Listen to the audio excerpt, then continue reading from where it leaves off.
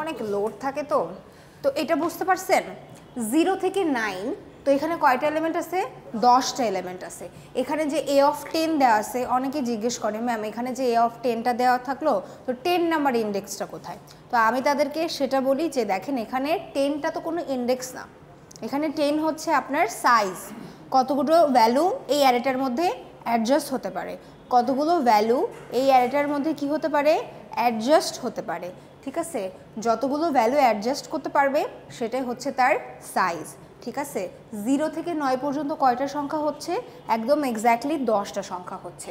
যা সাইজ দেওয়া থাকে তার থেকে already what is the size, ধরেন n একটা সাইজ, n এর থেকে সবসময় কমে, এক ঘর কমে ওই অ্যারেটার এন্ড হবে, এই অ্যারেটার রেঞ্জ হবে। বুঝতে পারছেন? এটা হচ্ছে আপনার অ্যারে। এতটুকু ক্লিয়ার? এটা হতেছে ইন্টিজার গেল। আমি যদি কখনো বলি ক্যারেক্টার স্ট্রিং, ধরেন str10, তার মানে কি বোঝায় বলেন তো? এটা একটা ক্যারেক্টার টাইপের অ্যারে। ক্যারেক্টার টাইপের অ্যারে, একের বেশি যখন দুইটা ক্যারেক্টার, একের বেশি যে কোনো ক্যারেক্টার হতে পারে, it could be any kind of number, একের বেশি অনেকগুলো ক্যারেক্টার যখন একসাথে বসে তখনই সেটা কি ফর্ম করে? একটা স্ট্রিং ফর্ম করে। এখানে আমি কি দিছি যে ক্যারেক্টার টাইপের অনেকগুলো ক্যারেক্টার একসাথে বসবে একটা ঘরের মধ্যে, কতগুলো থাকতে পারে? 10টা থাকতে পারে।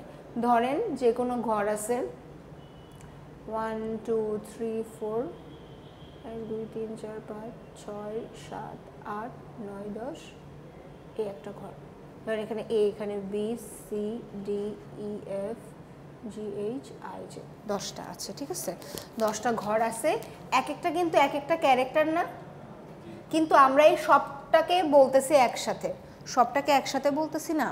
এখন ব্যাপারটা হচ্ছে আপনি যদি ধরেন my subject is CSC, I read in CSC department, যদি আপনি লিখেন, আপনি লিখলেন I read in CSC department, I read in CSC.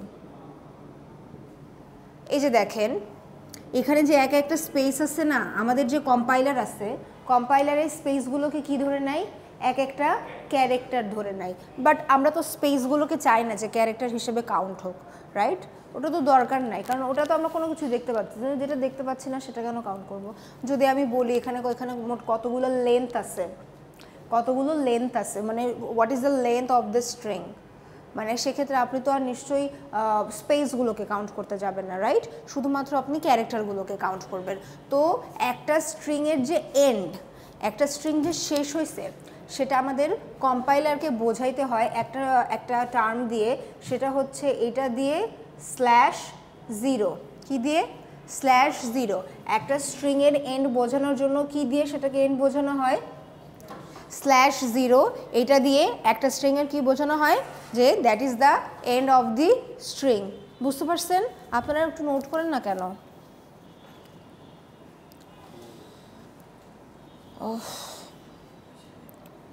Note করেন, that is the end of the string. যে প্রচণ্ড গরম বাইরে, বাইরে বেরোলে মনে হয় আমরা হচ্ছে আরব আমিরাতের থেকেও মনে হয় বেশি চলে আসছে।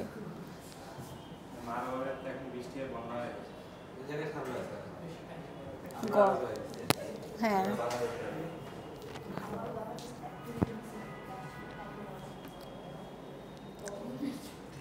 এভরিওয়ান এতটুকু তুলেন, এতটুকু বোঝা গেছে না? মনে পড়ছে তো? পড়ছিলেন, এগুলো তো অতীতকালে পড়ে আসছেন না?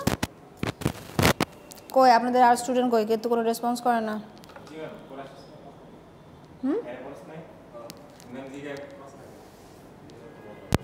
কি আর কোথায় আপনি এসছেন? আর কোথায়? আপনার নাম কি? রিয়াজুল। এতটুকু তো ক্লিয়ার, এতটুকু বুঝতে পারছেন। এতটুকু বুঝতে পারলেই ডেটা স্ট্রাকচার ইনশাল্লাহ শুরু করার ক্যাপাবিলিটি আপনাদের আছে। আচ্ছা, আরেকটা কথা বলি যে কেন আমরা অ্যারেটাকে ইউজ করতে পারতেছি না? ডেটা স্ট্রাকচারের মধ্যে আরও বিশেষ কিছু টার্ম আছে যেটার মধ্যেও আপনি একই সাথে একাধিক ভ্যালু স্টোর করে রাখতে পারবেন, which works like the same array. বুঝতে পারছেন? তো আমরা সেক্ষেত্রে কেন অ্যারেটাকে ইউজ করতে পারতেছি না? অ্যারেটা কি ডাইনামিক্যালি কাজ করে? না সিকোয়েন্সিয়ালি কাজ করে? ডাইনামিক মানে বোঝেন, রান টাইমে কাজ করানো যাবে, ঠিক আছে? অ্যারের প্রবলেমটা কি? অ্যারের প্রবলেমটা কি বলেন? অ্যারের কি প্রবলেম সেটা কি বুঝতে পারেন? অ্যারে কিন্তু কি করতেছে দেখেন,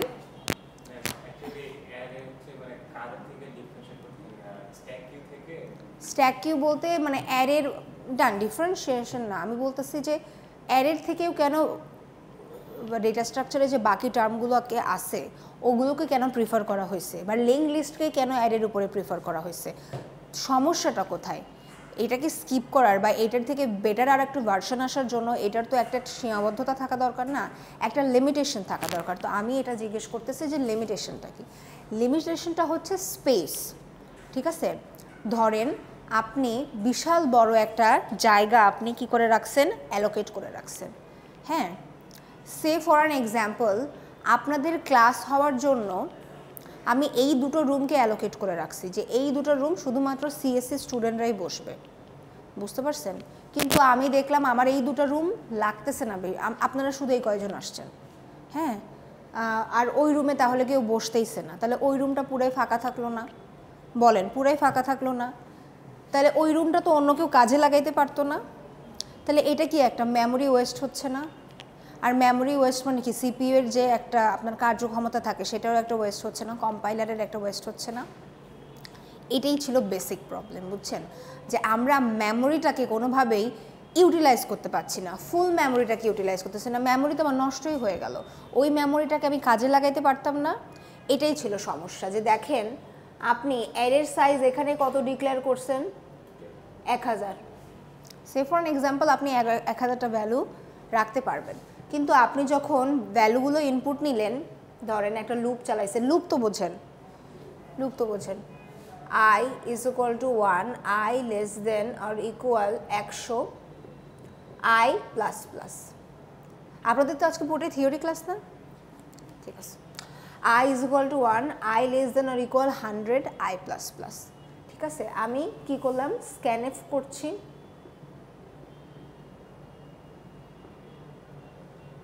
জিরো থেকে হবে, কতগুলো ভ্যালু নিতে পারবো, 100টা ভ্যালু নিতে পারবো, কিন্তু আপনি সাইজ কত ডিক্লেয়ার করছেন, 1000টা, তাহলে বাকি 900টা স্পেস কি থাকতেছে, ফাঁকা পড়ে থাকতেছে। অ্যান্ড এটা যেহেতু আপনারই সম্পত্তি, অন্য কেউ এসে ভাগ বসাতে পারবে না, তার মানে কি ওই জায়গাটা তো কি পরিত্যক্ত, রাইট?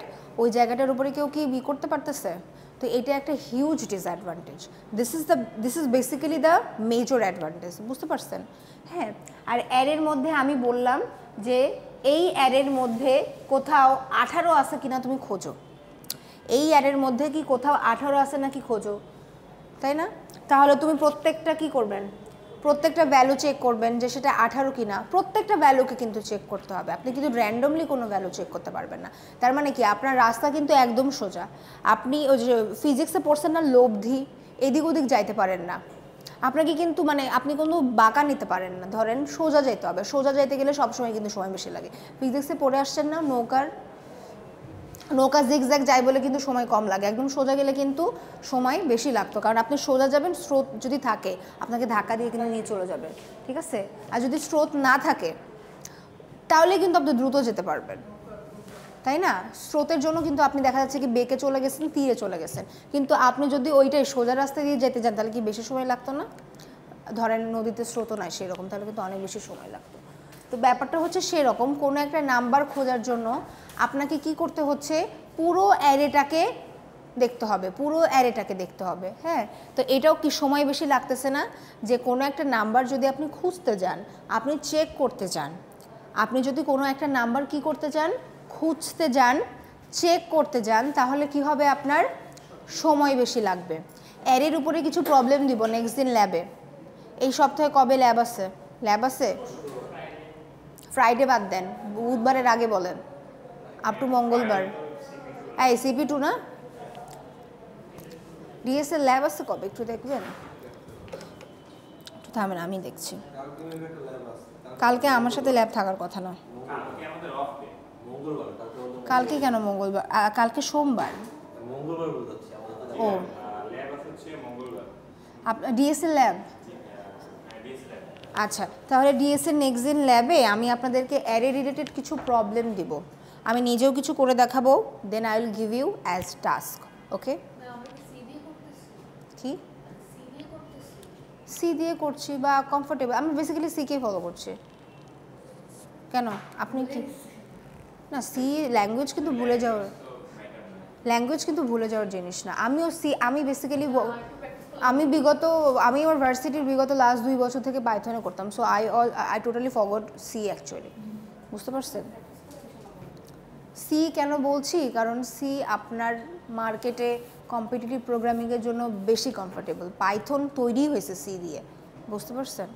পাইথন তৈরি হয়েছে সি দিয়ে। তো পাইথনে দেখবেন একই প্রোগ্রাম পাইথনে করবেন, একই প্রোগ্রাম সিতে করবেন, দেখবেন কোনটার সময় কম লাগতেছে। একটু হলেও সি প্লাস প্লাসে, সি না, we are basically using the C plus plus.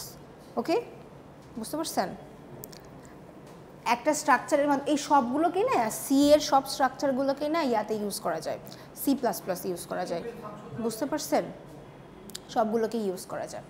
আচ্ছা, তো বোঝা গেল what is the disadvantage of array, এটাই হইতেছে মেজর ডিসঅ্যাডভান্টেজ। আর যেটা বললাম, কোনো একটা নাম্বার আপনি খুঁজতে চাচ্ছেন, হ্যাঁ, মানে এটার কী হইতে পারে, বেস্ট কেস কী হইতে পারে, মানে বেস্ট কেস কমপ্লেক্সিটির যদি কথাটা আমি আপনাদেরকে বলি, টাইম কমপ্লেক্সিটির ব্যাপারটা লাস্ট দিন ক্লাসেও বলছিলাম যে সব থেকে সময় দ্রুত কোনো একটা নাম্বার আপনি পেয়ে যাবেন, একটা প্রোগ্রাম খুবই ভালো কাজ করতেছে, হ্যাঁ, আপনার সময় খুব কম লাগতেছে, সেটা কি আপনার বেস্ট কেস। অ্যাভারেজ কি, তার থেকে সময় একটু বেশি লাগতেছে। ওর্স্ট কেস হইতেছে আপনার প্রোগ্রাম চলতেইছে না। অনেক সময় দেখবেন আমাদের পিসি হ্যাং হয়ে যায়, ঘুরতেই থাকে ঘুরতেই থাকে ঘুরতেই থাকে ঘুরতেই থাকে, রাইট? হ্যাং হয়ে গেলে দেখবেন ওটা সমস্যা আর কি, হার্ড ডিস্ক অনেক সময় হয়ে যায়। পিসি কেমনে কাজ করে বলেন, একটা কম্পিউটার কীভাবে কাজ করতেছে? আমরা যা হার্ড ডিস্কের মধ্যে যেটা আছে না, হার্ড ডিস্ক, ওইটা কিন্তু হচ্ছে আপনার যে সিডি দেখছেন না ছোটোবেলায়, আসেন সিডি দেখছেন না, সিডি ডিস্ক, ওইটা কিন্তু প্রতিনিয়ত ঘুরতেছে, গোল চাকতির মতো। তো ওইটা যত ভালো করে ঘুরতে থাকে আপনার কম্পিউটারে মানে র্যামের সার্ভিস তত ভালো হবে। আর ওইটা যখন মনে করলেন আপনি ইউজ করতে করতে স্লো হয়ে যায়, তখন দেখবেন যে ওটা খুব আস্তে আস্তে ঘুরতেছে, তখন ওটা স্লো হয়ে যায়। আমার হচ্ছে কয়দিন আগে এসএসডি লাগিয়েছিলাম, তো আমি হইতেছে হার্ড ডিস্ক খুলে নিয়ে এসে দেখলাম ওই রকম অবস্থা, বুঝছেন? আর এসএসডি আর হার্ড ডিস্কের মধ্যে তফাৎ কি, এই হচ্ছে আপনার হার্ড ডিস্ক হচ্ছে চাকতির মতো ঘুরতে থাকে, আর এটা কিন্তু মেকানিক্যাল, বুঝতে পারছেন তো, মেকানিক্যাল। তো এই জন্য মনে করলেন একটা নির্দিষ্ট টাইম পিরিয়ডে হার্ড ডিস্ক আর আপনার ভালো চলে না, কতক্ষণ আর ঘুরতে থাকবে, চলতে থাকবে, ওইটা মনে করেন স্লো হয়ে যায়। হ্যাঁ, এই জন্য ওই যে আমাদেরকে বলে পার্টিশন করেন, ফ্র্যাগমেন্টেশন করেন। যখন আপনার হার্ড ডিস্ক মনে করলেন যে স্লো হয়ে যাচ্ছে, তখন মনে করলেন বিভিন্ন ফাইলগুলো, আপনি কোনো একটা ফাইল খুঁজতেছেন, ও ফাইল মনে করলেন কীভাবে স্টোর হয় বলেন তো, ডাটা, বিভিন্ন ফাইল, প্যাকেট, বুঝছেন না, প্যাকেট প্যাকেট প্যাকেট আকারে স্টোর হয়, আপনার কম্পিউটারে স্টোর হয়। তো ওই প্যাকেটগুলো না সেক্ষেত্রে আর এক জায়গায় থাকে না, বিভিন্ন বিভিন্ন জায়গায় ছড়ায় যায়। তো বিভিন্ন বিভিন্ন জায়গায় যখন ছড়ায় যায়, হ্যাঁ, তো তখন ওই ফাইলটাকে পেতেও আপনার সময় লাগে, হ্যাঁ, ওটা হচ্ছে অ্যাসেম্বল হইতেও টাইম লাগে। যখন অ্যাসেম্বল হইতে, একটু আমি তো ক্লাসে, আচ্ছা, অ্যাসেম্বল হইতে যখন সময় লাগে তখন মনে করলেন আপনার ল্যাপটপটা বা পিসিটা অটোমেটিক্যালি স্লো হয়ে যাচ্ছে। আর এসএসডি কিন্তু এরকম না, বুঝতে পারছেন? এসএসডিতে কোনো এরকম ঘোরার কোনো পার্টিশন নাই, পার্টিকল নাই, ছোট খুবই, হ্যাঁ, এই জন্য তো বলা হয়েছে যে জিনিসটা ছোট, মানে পোর্টেবল, ফ্লেক্সিবল বেশি, সেটা তো ডেফিনেটলি ভালো কাজ করবে, পাওয়ার কনজামশনও তো কম করে তুলনামূলকভাবে।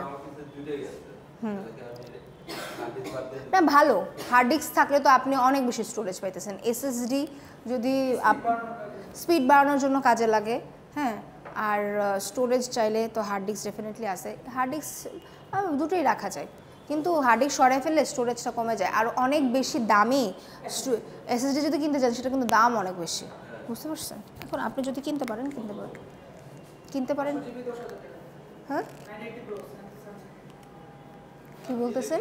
500 জিবি কত? আরে না, আমি তো লাগাইছি 256 জিবি, 2500 টাকা নিছে। টেরাবাইটে গেলে অত লাগবে, আপনি কি বলছেন এগুলো? টেরাবাইট লাগালে অত লাগবে। হ্যাঁ আপনি যেটা বলতেছেন সেটা হয়তো বা আরও হাই কোয়ালিটি সম্পন্ন কিছু একটা হতে পারে, I am not sure, but এমনি নর্মালি অত দামের মধ্যে টেরাবাইটও পাওয়া যাবে। সো ওয়ার আচ্ছা আমরা যেখানে ছিলাম আমরা অ্যারের নিয়ে কথা বলতেছিলাম। একটু তাকান, এদিকে তাকান। সো এটা বুঝতে পারছেন? তো এই প্রবলেমটাকে সলভ করতে হবে না? তো এই প্রবলেমটাকে সলভ করার জন্যই বেসিক্যালি আমাদের ডাটা স্ট্রাকচারের আরও কিছু ফর্মুলা আসছে। তো ওইটাতে যাওয়ার আগে আমি আপনাদেরকে কমপ্লেক্সিটি নিয়ে একটু ধারণা আবার আজকে আরও একটু পরিষ্কার করতে চাই, যেহেতু কয়েকজনকে দেখতে পাইতেছি আগের দিন ক্লাসে উপস্থিত ছিলেন না। আচ্ছা কমপ্লেক্সিটি বলতে দেখেন ওই যে অ্যারে যেটা আঁকাইছিলাম না, আচ্ছা দেখেন এটা ধরেন আপনার একটা অ্যারে,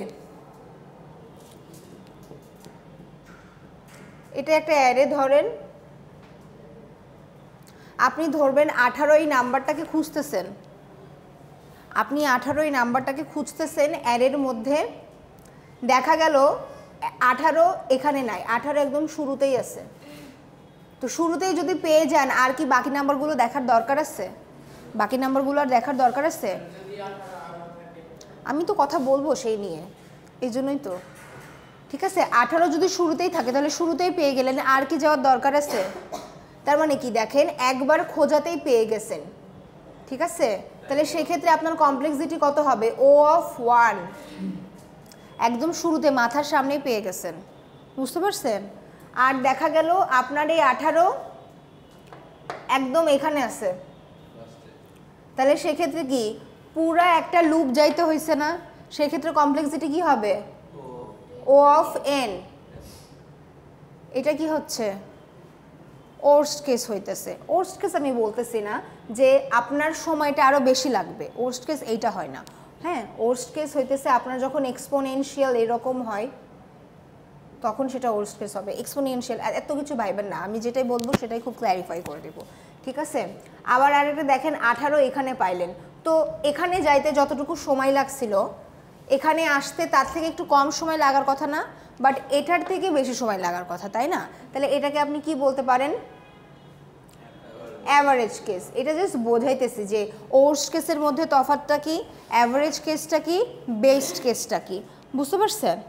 হ্যাঁ টাইম কমপ্লেক্সিটি হচ্ছে বেসিক্যালি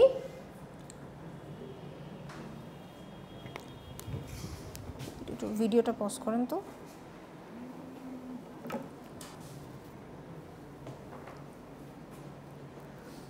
হ্যাঁ তো টাইম কমপ্লেক্সিটির হচ্ছে তিনটা প্যাটার্ন, একটা হচ্ছে আপনার বেস্ট কেস, হ্যাঁ একটা হচ্ছে আপনার অ্যাভারেজ কেস, আর একটা কত ওর্স্ট কেস।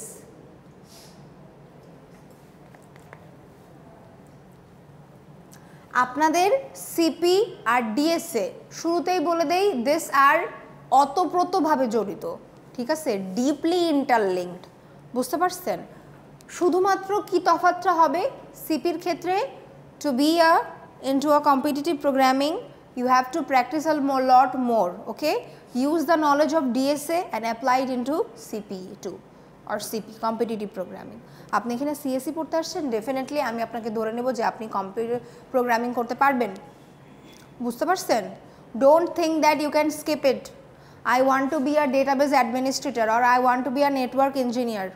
আমি আপনাকে প্রথমেই ধরবো একটা অ্যালগোরিদম, সর্টিংয়ের একটা অ্যালগোরিদমে আপনাকে ধরবো।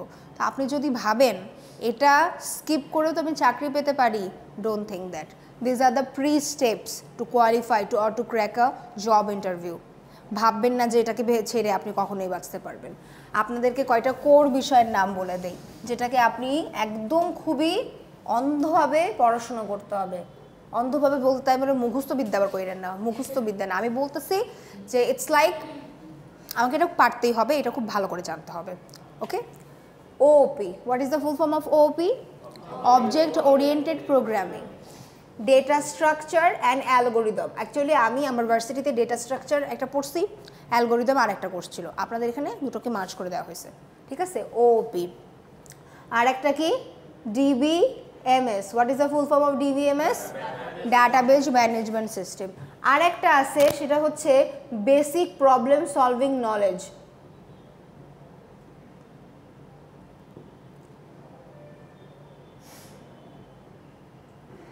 আমি আপনাদেরকে মানে আমি ইচ্ছা পোষণ করছি যে আপনাদেরকে আমি অনেকগুলো অ্যালগোরিদম দেখাবো, ঠিক আছে, যতটুকু যা পারা যায় ততটুকু সাধ্যের মধ্যে আমি দেখাবো, but you have to cooperate me. ক্লাসে আসবেন, অ্যাটেন্ড করবেন, একটা অ্যালগোরিদম পড়াই দিলে পরের দিন সেটাকেও তত এফোর্ট দিয়ে পড়ানোটা খুবই কষ্টকর, আর একজনের জন্য বাকি সবাই বুঝবে এটাও খুব বিরক্তিকর। So don't break the class structure, okay? এটা কিন্তু খুব বাজে একটা স্বভাব।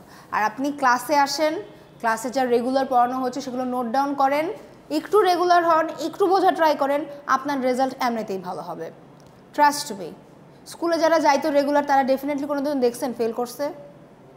স্কুলে যারা রেগুলার যাইতো তাদের দেখছেন রেজাল্ট খারাপ করছে? হয়তো বা ফার্স্ট সেকেন্ড হয় নাই, কিন্তু তাই বলে কি রেজাল্ট খারাপ করছে? রেজাল্ট কিন্তু খারাপ করে নাই, ওকে? সো এটা মনে রাখবেন, these are the like core. আপনি যাইতেন না স্কুলে? যাইতেন না? আচ্ছা, যাইতেন, ওকে, বুঝতে পারছেন? আচ্ছা দেখেন আমাদের প্রোগ্রামিংয়ের প্রবলেমটা কোথায়, যে আমরা কেন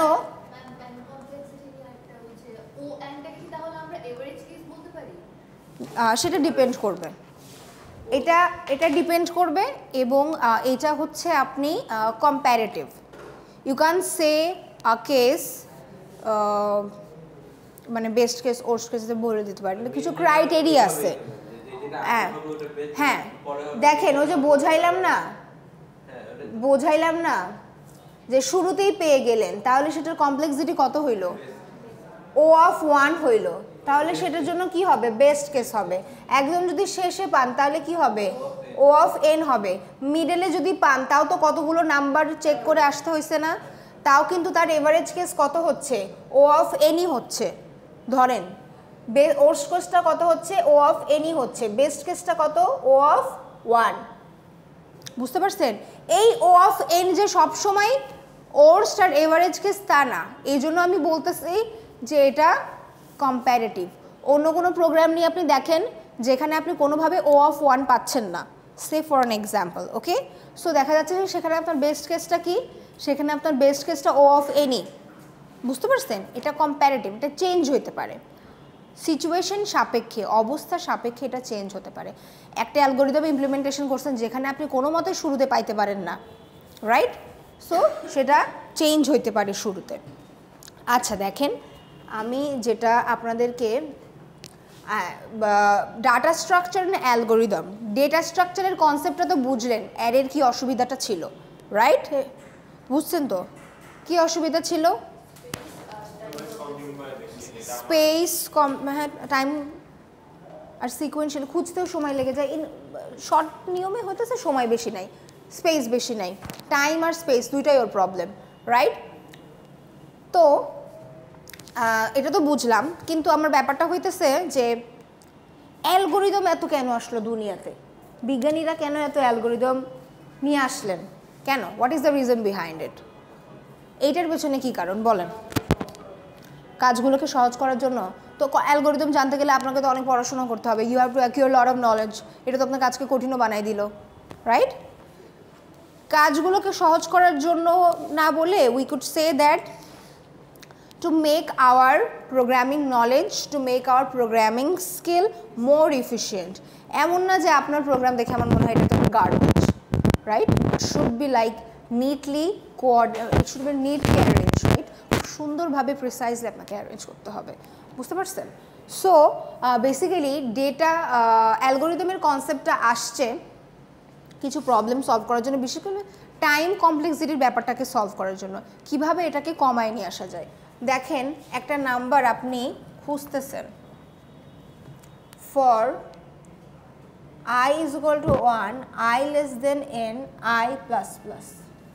এটার মধ্যে আরেকটা লুপ লাগাইছেন, for j is equal to 1, j less than n, j plus plus। ধরেন এটার মধ্যে কিছু প্রোগ্রামিং লেখা আছে, we don't know what, but কিছু লেখা আছে ধরেন, ওটা আমাদের জানা ইম্পর্টেন্ট না ভেতরে কি লেখা আছে। হ্যাঁ, এখন দেখেন আপনি একটা প্রোগ্রামিং করতেছেন যেটার মধ্যে আমি মনে করেন এখানে আমি ইনপুট দিতে পারবো 10 টু দি পাওয়ার 8 অবধি, 10 টু দি পাওয়ার 8 অবধি যত ইনপুট হয়। এসিটা একটু বাড়ায় দেন, ঠান্ডা লেগে যাবে আবার।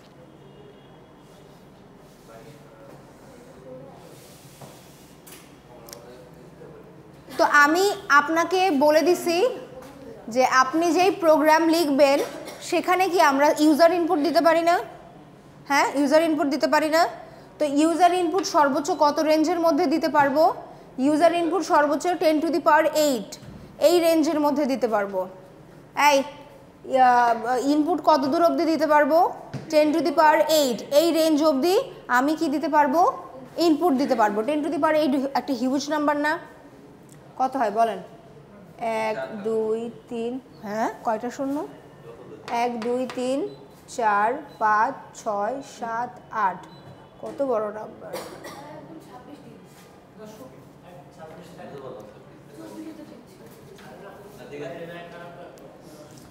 ঠিক আছে, ঠিক আছে, এত বড় একটা হিউজ নাম্বার আমি ইনপুট দিতে পারবো। তাহলে দেখেন প্রথম আয়ের জন্য সেটা কত দূর অবধি, আয়ের মধ্যে আই ইজ ইকুয়াল টু যখন 1 তখন কিন্তু এই লুপে ঢুকবে। এই লুপটা শেষ না হওয়া পর্যন্ত কিন্তু আপনি আবার আপনার প্রিভিয়াস লুপে কিন্তু ব্যাক করতে পারবেন না। আই ইজ ইকুয়াল টু যখন 1 হইলো তখন আমি এই লুপে ঢুকলেন। জে এর ভ্যালুটা কোথায় থেকে শুরু হবে? 1 থেকে শুরু হয়ে কত দূর অবধি যাবে? n অবধি যাবে। n এর ভ্যালু আমি কত নিচ্ছি? 10 টু দি পাওয়ার 8। তাহলে আই ইজ ইকুয়াল টু 1 এর জন্য কত দূর অবধি যাচ্ছে? 10 টু দি পাওয়ার 8 এর জন্য যাচ্ছে। আই ইজ ইকুয়াল টু 2 এর জন্য কত দূর অবধি যাচ্ছে? 10 টু দি পাওয়ার 8 অবধি যাচ্ছে। I is equal to n এর জন্য কত দূর অবধি যাচ্ছে? n ইন্টু 10 টু দি পাওয়ার 8 অবধি যাচ্ছে, তাই না? তাহলে এটা একটা হিউজ নাম্বার না?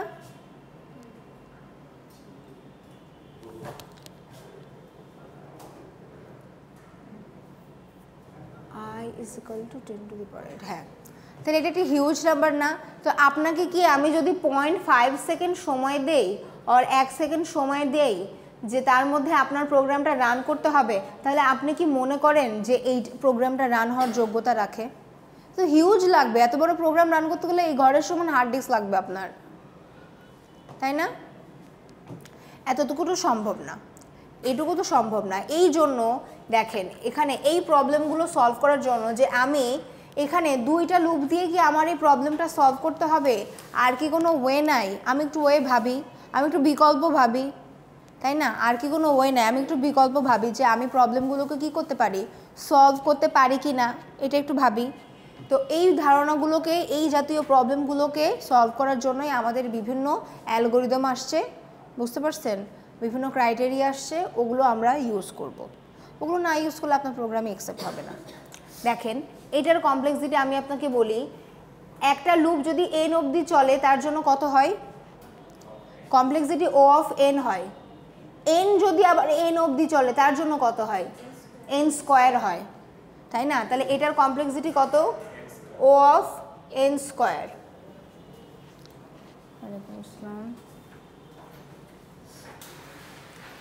তো O অফ n স্কোয়ার, তো আপনার তো দেখেন এইটা বেস্ট কেস না ওর্স্ট কেস, এইটা সবসময় নির্ভর করবে আপনার কতটুকু ইনপুট সাইজ দেওয়া আছে, বুঝতে পারছেন? দেখা যাচ্ছে এই প্রবলেমটাকেই যেখানে আমি 100 সাইজ ডিক্লেয়ার করছি সেখানে কি এটা চালাতে পারবো? হ্যাঁ, আমি বললাম আপনি ইনপুট 100-র মধ্যে দিতে পারবেন, সেখানে কি এই দুটা লুপ রান করলে কি আমার কোনো অসুবিধা হবে? সেখানে আপনি কিন্তু খাবেন না, সেখানে আপনার প্রোগ্রাম ঠিকঠাক মতো রান করবে। কথা কি কঠিন হয়ে গেছে?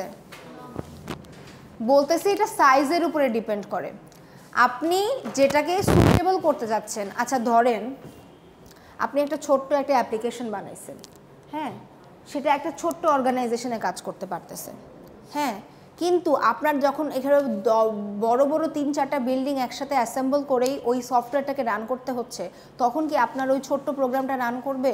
ঠিক মতো কাজ করবে? করতেছে না, এই কনসেপ্টটাও ঠিক সেরকম। সাইজ যখন আপনার 10 তখন 2টা লুপ ইউজ করে আপনি ওই প্রবলেমটাকে সলভ করতে পারেন। ধরেন গতকালকে একটা প্রবলেম দেখাইছিলাম না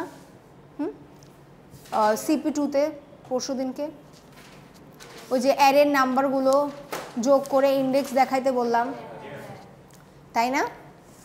হ্যাঁ, ওইটা কিন্তু আমি যদি বলে দেই যে আপনার সাইজ 100-100-র মধ্যে যতগুলো সংখ্যা নিতে পারেন আপনি নেন, তখন দেখা যাচ্ছে কি 2টা লুপ ইউজ করে করলেও আপনি ওই যে একটা কি বলছিলাম টাইম লিমিট এক্সিট, ওইটা আসবে না, আপনার টাইম চলে গেছে এটা দেখাবে না, আপনার টাইম যে ক্রস করে ফেলছেন আপনার অ্যালগোরিদম এইটা দেখাবে না, বুঝতে পারছেন? কিন্তু আপনি যখন হিউজ একটা প্রোগ্রামিং করতেছেন, হ্যাঁ, আপনি যখন হিউজ একটা ইনপুট নিয়ে কাজ করতেছেন তখন আপনার এই কোডিংটা অ্যাকসেপ্ট হবে না, বুঝতে পারছেন?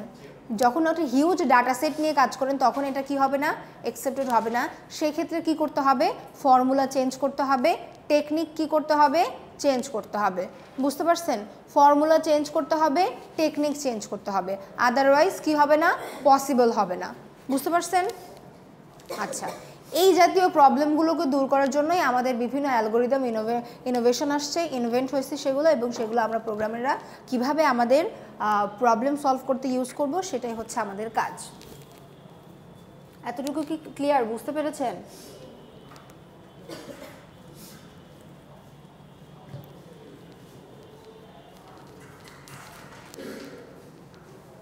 আচ্ছা, যেহেতু আমরা ডাটা স্ট্রাকচার পড়ব, ডাটা স্ট্রাকচারের মধ্যে জাম্প করার আগে আর একটা বিষয় আপনাদেরকে জানা দরকার, সেটা হচ্ছে recursion. Do you have any idea what is recursion? Recursion কখনো পড়েন নাই? CP1-এ পড়ছিলেন? পড়ানো হয় না, এটা তো এমনি সিতেও পড়ার কথা।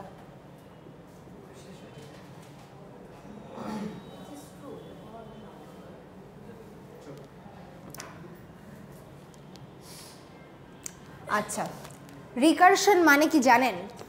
রিকারশন মানে হচ্ছে, আপনারা ফাংশন তো জানেন, ফাংশন কিভাবে কাজ করে জানেন?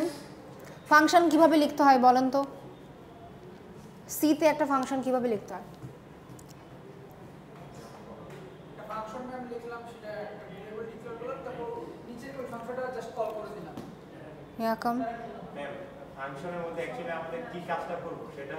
ফাংশনটা ডিক্লেয়ার কেমনে করে সেটা জানতে চাচ্ছি, অত কিছু না। ফাংশনের মধ্যে কি কাজ করবেন, আমি তো আপনাকে কিছু বলি নাই, কি কাজ করবেন? হ্যাঁ, একটা ফাংশনের নাম দিবেন, নাম দিলেন, ফাংশন নেম, তারপর ডাটা টাইপ দিবেন না, return data type, return data type বা ডাটা টাইপ বলতেও পারি, আমরা অনেক সময় রিটার্ন করি না, ঠিক আছে? এখানে কি হবে, প্যারামিটার। প্যারামিটার একটা অ্যারেকে কিভাবে পাস করতে হয়? Suppose you want to pass any array into this function, then how can you pass it? হ্যাঁ, না, কোনো একটা ইন্টিজার টাইপের অ্যারেকে আপনি কিভাবে পাস করতে পারেন? আচ্ছা, সমস্যা নেই, আমি এগুলো বলবো, একটু দেখায় দেই। আচ্ছা, রিকারশন জাতীয় ফাংশন জাম্প করব, ফাংশন বলার আগে একটু বলি, 5 ফ্যাক্টোরিয়াল মানে কি? ঠিকই তো আছে। হ্যাঁ, 5 ফ্যাক্টোরিয়াল মানে হচ্ছে 120। এটা মানে কি বলেন তো? Not equal to, right? এটা মানে হচ্ছে নট ইকুয়াল টু। তো এই কাজটা কিভাবে করা যায় 5 ফ্যাক্টোরিয়াল? হ্যাঁ, কিভাবে করবেন একটু বলেন তো? আমরা একটা ভেরিয়েবল নেব f, দেন ওইটা হলো একটা লুপের মাধ্যমে ডিক্রিমেন্ট করে দেন মাল্টিপ্লিকেশন করব। Tell me the logic. Program লিখবো, প্রোগ্রাম বলেন। 5 ফ্যাক্টোরিয়াল, হ্যাঁ বলেন। ফার্স্ট আমরা একটা লুপ চালাবো, হ্যাঁ, for i equals to 1, sorry, I equals to n. okay, n I lesser equals less than equal 1 বলেন, i minus minus, এটা মানে হচ্ছে ডিক্রিমেন্ট, বুঝছেন তো? i প্লাস প্লাস মানে যেমন 1 করে বাড়ে, i মাইনাস মাইনাস মানে 1 করে কমে। হ্যাঁ, তারপরে বলেন। তারপর এটা বলতে হবে f is equals to f is equals to f into i, F কত আপনার? আচ্ছা এফটা হলো যে আমরা একটা ভেরিয়েবল লুপের বাইরে হলো নিয়ে নিব F globally F is equal to কত? 0 F is equal to 0, F is equal to 1, হ্যাঁ বলেন। দেন আই, এটা হবে রাইট? ওকে, তো আমরা এটা একটু অ্যানালাইজ করি। এফ ইজ ইকুয়াল টু যদি 1 হয় প্রথমবার, রাইট? সো 1 ইন্টু আই মানে কত? 5, তাহলে এফ এর মধ্যে কত আছে? 5 আছে, তাই না? আবার যাবে 5 ইন্টু পরবর্তীতে কত হবে? 4, তাহলে কত হচ্ছে? 20, রাইট? তাহলে এফ এর মধ্যে 20 আছে। তো এরকম যাওয়ার পরে 20-র সাথে কত হবে? 3 হবে, 60 হইলে কত হবে? 120, তারপরে আবার যাবে 1 হচ্ছে এত। এটা একটা ফর্মুলা, এটা দিয়ে আপনি করতে পারবেন খুব সহজে। ওকে, এটা লুপ দিয়ে করা যায়, এটা একটা কাইন্ড অফ ফর্মুলা। এটাকে বলা হয় নেইভ অ্যাপ্রোচ, যেটা একদম যে দেখা যাচ্ছে যেভাবে আপনি করতে পারেন। কিন্তু আপনারা কিন্তু একটা বিষয় লক্ষ্য করছেন, আমরা কিন্তু বারবার একই ফাংশনে কাজ করতেছিলাম। F is equal to F into I, এটার উপরে কাজ করতেছিলাম। এখন ধরেন আপনার ফাংশন আমরা কিভাবে লিখি, যে প্রথমে একটা ডেটা টাইপ দেই, তারপরে ফাংশনের নাম দেই, তারপরে হচ্ছে এই প্যারামিটারটাকে পাস করি, রাইট? প্যারামিটারটা কোথা থেকে আসছে? মেইন থেকে আসছে, তাই না? মেইনের মধ্যে আপনি একটা এন ডিক্লেয়ার করছেন, তারপর এই ফ্যাক্টোরিয়ালটাকে কল করছেন, ফ্যাক্টোরিয়ালটাকে কল করে তার মধ্যে কি পাস করছেন? এন পাস করছেন, তাই না? সো ফ্যাক্টোরিয়াল মধ্যে এন পাস করে দেওয়ার পরে আপনি বলতেছেন if N is equal to 1, if N is equal to 1, তাইলে কি করবা? If N is equal to 1 or 0, actually if N is equal, এটা মানে কি? অর চিহ্ন, অর, ঠিক আছে? এটা মানে হচ্ছে অর চিহ্ন। If N is equal to 1 or if N is equal to 0, তাহলে আপনি কি রিটার্ন করবেন? রিটার্ন 1। এন এর ভ্যালু যদি 1 হয় আর 0 হয়, তাহলে আপনি কি করবেন? 1 রিটার্ন করবেন, ঠিক আছে? হ্যাঁ, 0 কেন রিটার্ন করবেন? 0 কেন? ওইটা তো ইয়া না, আপনি বললেন কেন 0 রিটার্ন করবো না? এন এর ভ্যালু যদি 0 হয়ে থাকে বা 1 হয়ে থাকে, আচ্ছা প্রোগ্রামটা লিখে তারপর আপনার প্রশ্নের উত্তর দেই। এন্ড ইনটু ফ্যাক্টোরিয়াল, আপনি যদি 0 রিটার্ন করেন, আচ্ছা আপনি প্রোগ্রামটা আগে দেখেন তারপরে বুঝতে পারবেন। Factorial n minus 1। আচ্ছা, আমরা এখানে কোনো লুপ ইউজ করি নাই, আগেরটা আমরা লুপ ইউজ করে করছিলাম। এটা হচ্ছে আমাদের রিকার্সিভ ফাংশন, ঠিক আছে? এটা রিকারশন ফাংশন। রিকারশন ফাংশনটা কি? আপনি কোথায় আছেন? একটা ফাংশনের মধ্যে আছেন। আপনি একটা ফাংশনের মধ্যে থেকে নিজেই নিজেকে আবার কি করতেছেন? কল করতেছি। এটাই হইতেছে রিকারসিভ ফাংশন, যে নিজের ফাংশনের মধ্যে থেকে নিজেই নিজেকে কি করে? কল করে, রাইট? এন এর ভ্যালু যদি 0 হয়, এন এর ভ্যালু যদি 0 হয়, তাহলে এখানে কত আসবে? রিটার্ন করবে কত? 0। সেই 0টা তো এই এন এর সাথে মাল্টিপ্লাই হয়ে যাবে, কি হবে তাহলে? 0 হয়ে যাবে। এই জন্য তোমরা 0 রিটার্ন করতে পারতেছে না, বুঝতে পারছেন? 0কে কোন দুনিয়ার যে কোনো নাম্বার দিয়ে মাল্টিপ্লাই করলে তো আলটিমেটলি 0ই হবে। এখন আপনারা এই প্রবলেমটাকে একটু বোঝার চেষ্টা করেন। এন এর ভ্যালু কত? 5। এন এর ভ্যালু 5। কেন রিকারশন আসছে আর কেন লুপ আসছে? লুপের জন্য একটা লুপ ইউজ করা হয়েছিল, তাই না? তাহলে ওইটার টাইম কমপ্লেক্সিটি কত ছিল? ও অফ এন, বুঝতে পারছেন? এখানে আসেন, এন এর ভ্যালু কি 1? এন এর ভ্যালু এখন কত আছে? 5 আছে। তাহলে এন এর ভ্যালু কি কোনো মতো 1? যেহেতু এটা কাজ করবে না, তাহলে এটা রিটার্নটাও কাজ করতেছে না, কারণ এই যে রিটার্ন করছেন যেটা, সেটা কি ইফের না? ইফ ব্লকের না? যেহেতু এটা কাজ করতেছে না, তাহলে বাই ডিফল্ট কোথায় চলে আসবে? রিটার্নে চলে আসবে। এটা কিন্তু ইফ এলসের মতো কাজ করতেছে, বুঝতে পারছেন? ইফ যদি এটা ট্রু হয়ে থাকে, তাহলে এই রিটার্ন কাজ করবে, এলস এখানে চলে আসবে। তাহলে কি করলো? 5 ইন্টু কি আসলো বলেন তো? ফ্যাক্টোরিয়াল কত আসলো? n-1 মানে কত? 4। তাহলে আপনি কি আবার চলে যাবেন আপনার মেইন প্রোগ্রামে চলে যাবেন। এখানে কিন্তু 5 অলরেডি আছেই। এটা প্রচুর ইম্পর্টেন্ট। আপনি সামনে ডাটা স্ট্রাকচারে যা যা কিছু পাবেন, গ্রাফ বলেন, ট্রি বলেন, এনি কাইন্ড অফ অ্যালগোরিদম বলেন না কেন, নোড বলেন, লিঙ্ক লিস্ট বলেন, এই কনসেপ্টে প্রচুর কাজে দেবে আপনাদের।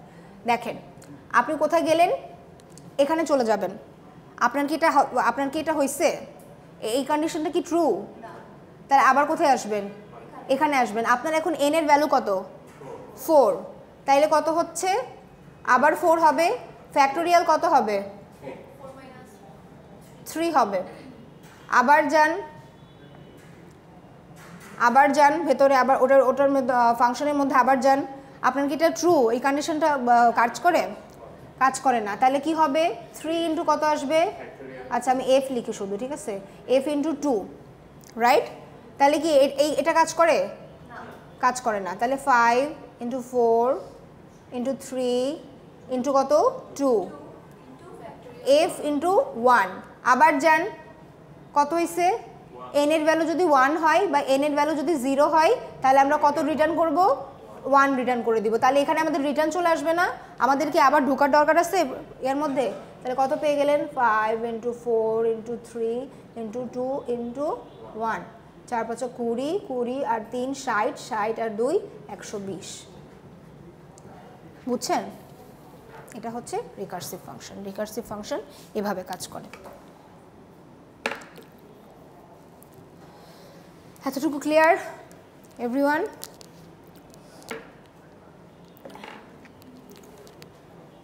এটা শেখাইলাম কারণ আপনাদের ডেটা স্ট্রাকচারে যখন যাব তখন এই কনসেপ্টটা লাগবে।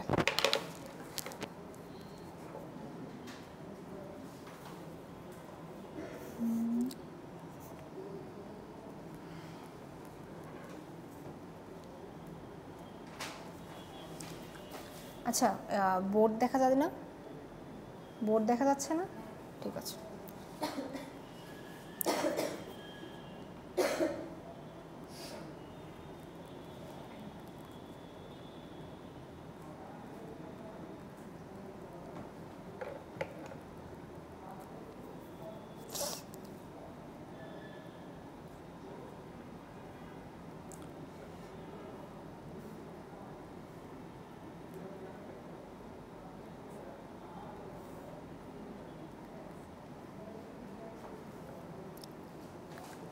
পোস্ট কেস আমরা যদি n = 0 এই কন্ডিশনটা অর দিয়ে না দিতাম তাহলে কি কোনো ডিফারেন্স হতো? n = 0 এটা যদি আপনি অর দিয়ে না দিবেন, দরকার নাই। আচ্ছা আমি যদি এখানে আপনাকে 2 ফ্যাক্টোরিয়াল বলি, আচ্ছা আমি আপনাকে 1 ফ্যাক্টোরিয়াল দিলাম, তখন কি করবেন? হ্যাঁ, 1 দিলে রিটার্ন এসে পড়বে direct 1। Say for an example আমি আপনাকে 0 ফ্যাক্টোরিয়াল দিলাম, তখন আপনি কি করবেন? লাগবে না? সো 0 ফ্যাক্টোরিয়াল মানে কিন্তু 0 না, 0 ফ্যাক্টোরিয়াল মানে কত, 1, তাইলে সব দিকে ভাবতে হবে। এই যে আপনি বলতেছেন না আপনি 0 রিটার্ন করবেন না, এটার জন্য আপনি 100 মানে 1000 বার খেয়ে বসে থাকবেন, রং অ্যান্সার খেয়ে বসে থাকবেন। আপনি তো ভাবতেছেন আমি তো সব কিছু ঠিক করছি, আমি তো সব কিছু ভাবছি, কেন আমি বারবার এরও খাচ্ছি। কম্পিটিটিভ প্রোগ্রামিং করেন, you should try, then you can understand. Okay, আপনারা কেন কম্পিটিটিভ প্রোগ্রামিং করেন না? আপনারা সিএসসি করবেন না এটা? হ্যাঁ, এনকারেজ করা হয়েছে, যদি না করে থাকেন আই উড সে যে এনকারেজ করছে তার কিন্তু কিছু যায় আসে না, আপনার বার্ডেন আপনার উপরে। আমার কথা বলে আমার বলার কথা আমি বলে দিচ্ছি, আপনি যদি না করেন then it's up to you, it's not on my shoulder. Okay, proper guideline না কিছু না বাবা, শোনো তুমি আমার কথা শোনো, তোমাদেরকে বলা হয়েছে যে তোমরা অনলাইন কন্টেস্টে যাও। সে ফর অ্যান এক্সাম্পল আমরা যখন ভার্সিটিতে গিয়েছিলাম আমাদেরকে প্রথমে বলা হয়েছিল ইউভিএ অনলাইন জাজেস গিয়ে করতে।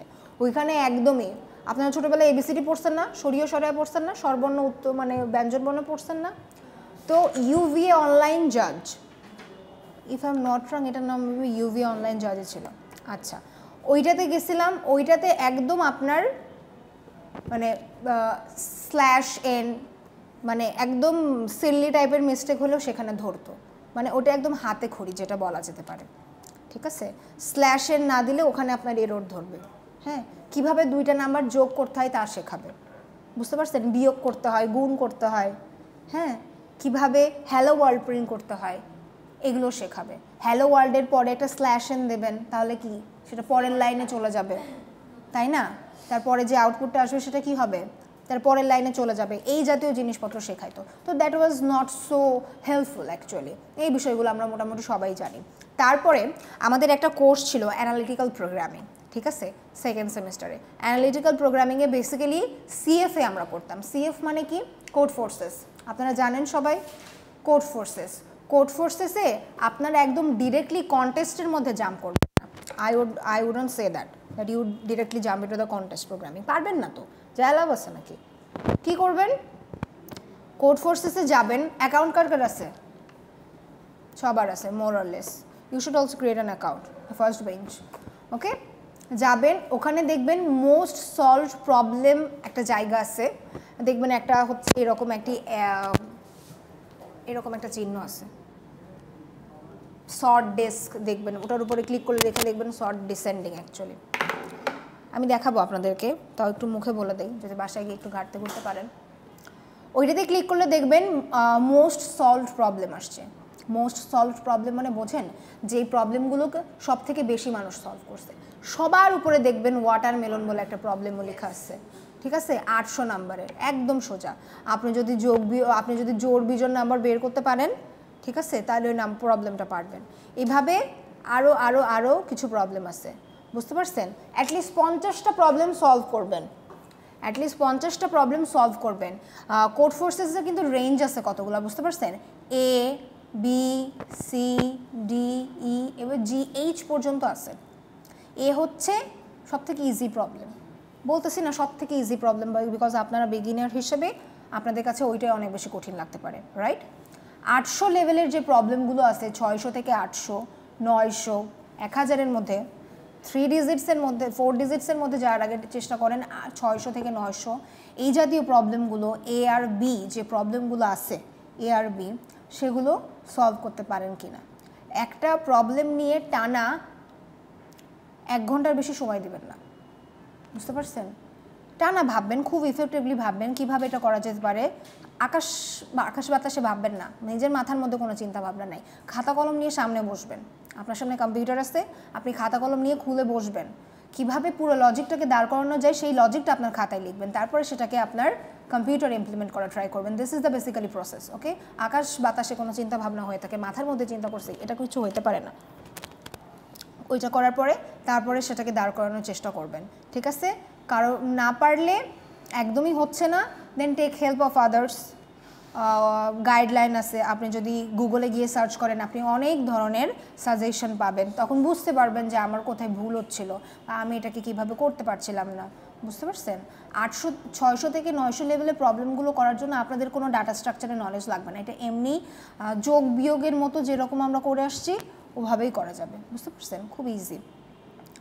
এখন বেশি কিছু প্রবলেম সলভ করার জন্য অবশ্যই আপনাদের ডাটা স্ট্রাকচারের নলেজ লাগবে, অ্যালগোরিদমের নলেজ লাগবে, তার থেকে বেশি রেটিংয়ের প্রবলেমগুলো সলভ করার জন্য। শুরু করেন আগে প্রথমে, বুঝছেন? অ্যাটলিস্ট ট্রাই করবেন দিনে যেন আমি একটা প্রবলেমও সলভ করতে পারি। দিনে হচ্ছে না, তাহলে কি একদিন গ্যাপ করে একটা দিন বেশি সময় দেই। আপনাদের যেদিন অফ ডে আছে সেদিন বসে থাকেন। ট্রাস্ট মি, এটা আপনাদের লাইফে অনেক বেশি কাজে দিবে, বিশ্বাস করেন, অনেক বেশি কাজে দিবে। আপনি যখন কোনো জায়গায়, আপনাকে আমি নর্মাল কথা জিজ্ঞেস করতেছি, আপনাকে আমি হায়ার করব সফটওয়্যার ইঞ্জিনিয়ার হিসেবে, আপনাকে আমি নর্মাল কথাবার্তা একদম জিজ্ঞেস করতেছি, তাও আমি যে দেখব আপনার কথাবার্তার মধ্যে কম্পিউটার রিলেটেড নলেজ আছে কি না। আপনি যেই প্রফেশনে ঢুকতে চান না কেন, these are the core subjects, আপনাকে এখান থেকে জিজ্ঞেস করবেই, বুঝতে পারছেন? এখান থেকে জিজ্ঞেস করবে, কারণ ধরে নেওয়া হয় আপনি যদি এগুলোতে ভালো, আপনি অন্য যে কোনো বিষয়ে সহজে দ্রুত জাম্প করতে পারবেন, বুঝতে পারছেন? হ্যাঁ, ইফিশিয়েন্ট ধরা হয় তাদেরকে, তাদের ধরা হয় যে তারা খুব ফাস্ট, খুব স্মার্ট। আপনার ল্যাঙ্গুয়েজ কিন্তু কোনো ব্যারিয়ার না। আপনি আজকে C++ করতেছেন, সিনট্যাক্স আপনি 7 দিনের মধ্যে শিখে ফেলতে পারবেন, বুঝতে পারছেন?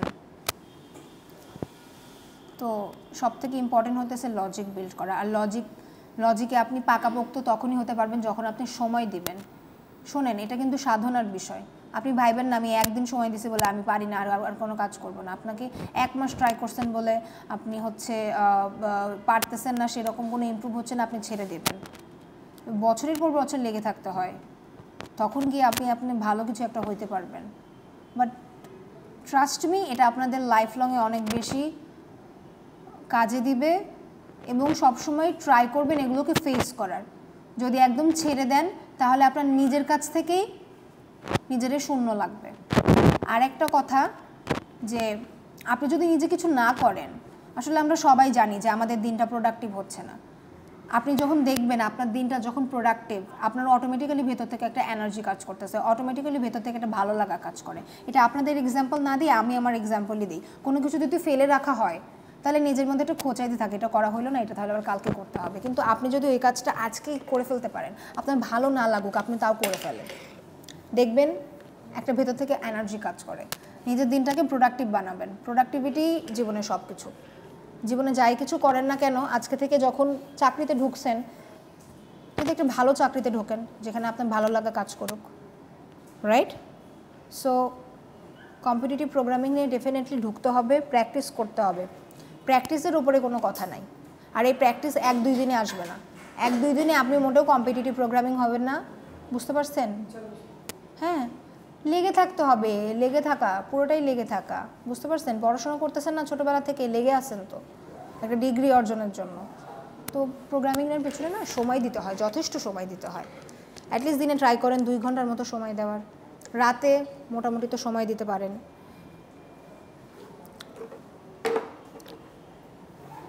ওকে, এতটুকু তো ক্লিয়ার বুঝছি আমরা, তাই না? তো আপনারা ফাংশন রিকারশন মোটামুটি সবই পারেন, বোঝাইলাম। নেক্সট কোন বিষয় নিয়ে আলোচনা করা যায়, যেটা নিয়ে একটু প্রবলেম আছে বলেন। ডেটা স্ট্রাকচারে যাওয়ার আগে সেটা নিয়ে ক্লিয়ার করব।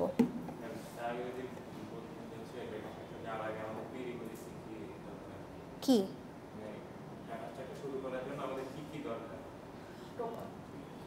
ডাটা স্ট্রাকচার শুরু করার জন্য আপনার অ্যারের নলেজ থাকা দরকার। রিকারশন কি পড়াইলাম, তাই না? টাইম কমপ্লেক্সিটি কি বুঝাইলাম, ওকে? এগুলো হলে আপনি মোটামুটি পারবেন। সি যারা পারে তারাই ডাটা স্ট্রাকচার পড়তে পারে, বুঝতে পারছেন? এইরকম কিছু খুব প্রিভিয়াস নলেজ তো না। ডেটা স্ট্রাকচার হচ্ছে আপনার বেসিক নলেজটা গেইন করার পরের স্টেপই ডেটা স্ট্রাকচার শেখানো যায়, ওকে? আচ্ছা, অ্যারের প্রবলেমটা কি সেটা তো সবাই বুঝলেন মেবি, রাইট? অ্যারের প্রবলেমটা কি এটা আমি একটু ক্লিয়ার করি।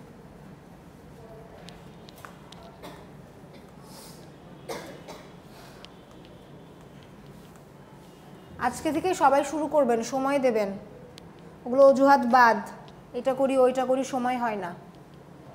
If you wish you can, okay? এটা সবসময় মনে রাখবেন। আমাদের মধ্যেই, নিজেদের মধ্যেই সব কিছু।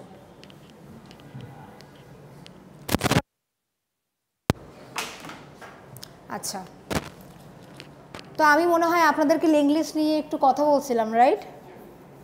আর শোনেন, ডাটা স্ট্রাকচারের CP2 এর খুবই ওতপ্রোতভাবে জড়িত, ইন্টারলিঙ্কড এই দুটোই। CP2 এর ক্ষেত্রে যেটা করতে হবে, আপনাদেরকে বেশি করে একটু প্রবলেম সলভ করতে হবে। আমিও কিছু প্রবলেম দেখাবো, তারপর আপনাদেরকে করতে দিব। কন্টেস্টও অ্যারেঞ্জ করবো আমি আপনাদের জন্য, বুঝতে পারছেন? আপনারা যেহেতু CP1 করে আসছেন, আপনারা মনে হয় জানেন যে আপনাদের কন্টেস্ট করতে হয়, ওকে? সো দেখেন, অ্যারের মোস্ট ডিসঅ্যাডভান্টেজ কী ছিল? স্পেস ছিল, টাইম ছিল, রাইট? স্পেস বেশি লাগছিল, টাইম বেশি লাগতেছিল, স্পেস ওয়েস্ট হইতেছিল, ওকে? সো আমাদের লিঙ্ক লিস্ট বইলা একটা জিনিস আছে, লিঙ্ক লিস্ট বলে একটা জিনিস আছে ডেটা স্ট্রাকচারের মধ্যে, যেটাকে আমরা কম্পেয়ার করি অ্যারের সাথে, ঠিক আছে? যেটাকে আমরা কম্পেয়ার করতেছি অ্যারের সাথে। অ্যারেকে যদি কোনো একটা নাম্বার আপনাকে খুঁজতে হয়, আপনাকে সেই নাম্বারটা খোঁজার জন্য কিন্তু একদম শুরুর থেকে শুরু করতে হবে। তো অ্যারে কিন্তু সিকোয়েন্সিয়ালি অ্যাক্সেসেবল। কি অ্যাক্সেসেবল? সিকোয়েন্সিয়ালি অ্যাক্সেসেবল, ওকে? এটা হচ্ছে সিকোয়েন্সিয়ালি অ্যাক্সেসেবল। লিঙ্ক লিস্ট যেরকম থাকে সেটা হচ্ছে এরকম একটা নোড ক্রিয়েট করা হয়, এটাকে বলা হচ্ছে নোড, NODE, নোড। এরকম একটা নোড ক্রিয়েট করা হয়। এখানে 2টা ঘর আছে। কি আছে? 2টা ঘর আছে। আমি যদি সিতে বলি নিউ বলে একটা টার্ম আছে, সি বলতে সি প্লাস প্লাসে নিউ নোড, এটা যদি লিখি, এটা যদি ডিক্লেয়ার করি, হ্যাঁ, তাহলে কি হবে, এরকম একটা ঘর আপনার আসবে। এই যে আপনি একটা নোড ক্রিয়েট করলেন না, ধরেন নোড এ বলে একটা কিছু ক্রিয়েট করলেন, তাহলে এইরকম অটোমেটিক্যালি একটা ঘর চলে আসবে। তাহলে এর অ্যাড্রেসটা অটোমেটিক্যালি কি এ দিয়ে দিচ্ছে, প্রোভাইড করে দিচ্ছে, তাই না? আপনি যখন ক্রিয়েট করছেন তখনই কিন্তু এর একটা অ্যাড্রেস ডেফিনেটলি আসে। ওকে, প্রথম যে ঘরটা থাকে সেই ঘরটাতে কি স্টোর হয়, ডেটা। দ্বিতীয় যে ঘরটা থাকে সেই ঘরটাতে কি স্টোর হয়, কোনো একটা অ্যাড্রেস স্টোর হয়, কিন্তু আমরা জানি না কার অ্যাড্রেস। এরপরে নেক্সট যে এলিমেন্টটা হবে তার অ্যাড্রেসটা স্টোর হয় এখানে, এরপরের নেক্সট যে এলিমেন্টটা হবে তার অ্যাড্রেসটাই কোথায় স্টোর হবে, এখানে। এটাকে বলা হয় নেক্সট। অনেক সময় এটাকে ডেটা নেক্সটও বলা হয়, আইটেম নেক্সটও বলা হয়, আপনারা শুধু মনে রাখেন নেক্সট, ঠিক আছে? এই নেক্সট মানে কি, address of this node, right? এই নোডের অ্যাড্রেসটা এখানে আছে, আবার এটার মধ্যে কি আছে, তার পরবর্তী যে নোড আছে তার অ্যাড্রেসটা আছে। বুঝতে পারছেন? তো ধরেন আপনার এখানে 3টা নোডই আছে, এখানে একটা ডাটা আছে, এখানে কি আছে, নাল আছে, বিকজ এরপরে আর কোনো আপনার নোড নাই। যেহেতু এরপরে আর কোনো নোড নাই, the last address, next address will hold 0। বুঝতে পারছেন? কারণ ওর পরে আর কিছু না, কি নাই, কিছু নাই, ওর পরে আর কিছু নাই বলে লাস্ট যে নেক্সট অ্যাড্রেসটা হবে এটা কি হবে, নাল হবে। কি হবে, নাল হবে। বুঝতে পারছেন? এতটুকু তো ক্লিয়ার। এটার উপরে অনেকগুলো প্রোগ্রামিং আছে, আমি আপনাদেরকে ডিএসএ ল্যাবে এগুলো দেখানো ট্রাই করব। ওকে, আচ্ছা। সো এখানে কি আছে, একটা ডেটা, একটা অ্যাড্রেস ঘর, এটার একটা নাম আছে, এটার নাম হচ্ছে সিঙ্গলি লিঙ্ক লিস্ট। এটার নাম কি, সিঙ্গলি লিঙ্ক লিস্ট। বুঝতে পারছেন? এই কনসেপ্টটা কি ক্লিয়ার? সবাই বুঝতে পারছেন? এত তাড়াতাড়ি বুঝে গেলেন। আমার কিন্তু ছোটোবেলায় থাকতে লিঙ্ক লিস্ট বুঝতে অনেক কষ্ট হয়েছে। হ্যাঁ, আগের ক্লাসে বলছি, হ্যাঁ সিপি2-তে বলছি। আপনি বুঝছেন? আপনি তো মনে হয় জানেন এটা। ওকে, সো সিঙ্গলি লিঙ্ক লিস্ট বলে একটা জিনিস আছে, ডাবলি লিঙ্ক লিস্ট বলেও একটা জিনিস আছে। বলেন তো সিঙ্গল লিস্ট আর ডাবলি লিঙ্ক লিস্টের মধ্যে তফাৎ কি?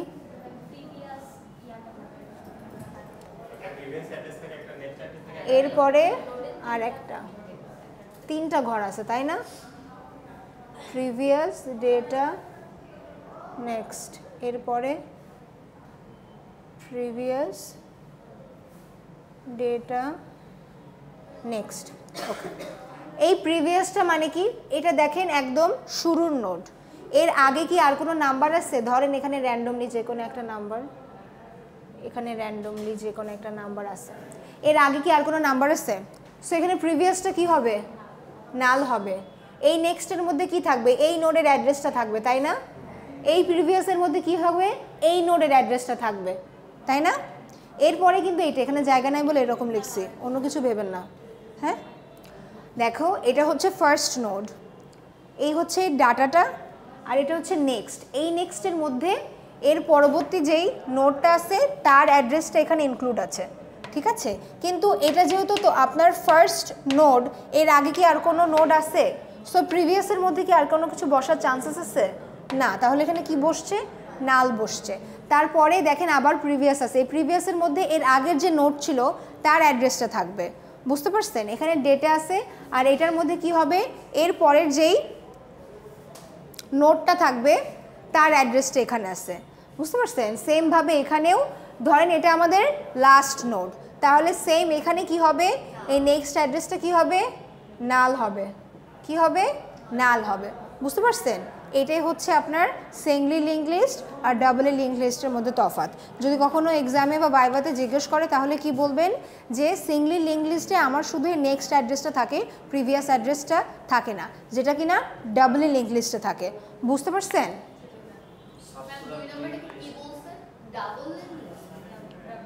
ডাবলি লিঙ্ক লিস্ট, DUBLY।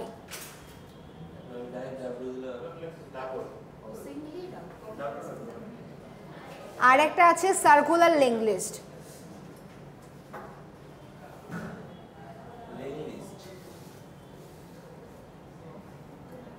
কে বললো লিঙ্ক লিস্ট? কে বলছে লিঙ্ক লিস্ট? এতক্ষণ কি কানে তালা দিয়েছিলেন? ওরা আমি দেখছি তো। আপনাদের কিন্তু দুইটা ক্লাস একসাথে, বুঝতে পারছেন? একটা ক্লাস অলরেডি শেষ, ব্রেক দিব, এটা পড়ানোর পরে ব্রেক দিব। হ্যাঁ বসে থাকেন এখানে। কোথায় যাবেন ব্রেকে? কোথায় যাবেন? আপনাদের তো লিফটে চলে যাবে 10 মিনিট।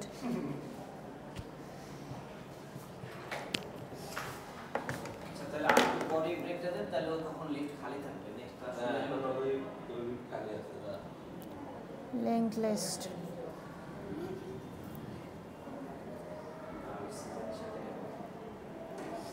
সমস্যা নাই, আমি এখানেই থাকবো, আপনারাও এখানে থাকেন, বাইরে যাওয়ার কি দরকার?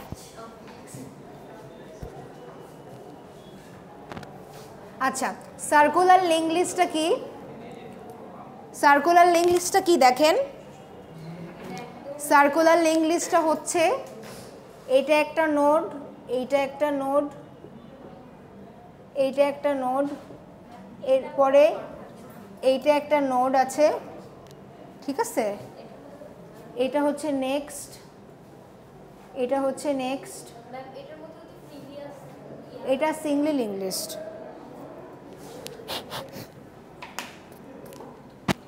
সিঙ্গলি লিঙ্ক লিস্ট ডাবলই হতে পারে, সিঙ্গলও হতে পারে। ওকে, এটা হচ্ছে নাল, কারণ এরপরে আর নাই। এটা নাল আছে, তাহলে এটাকে কি বলা যায়?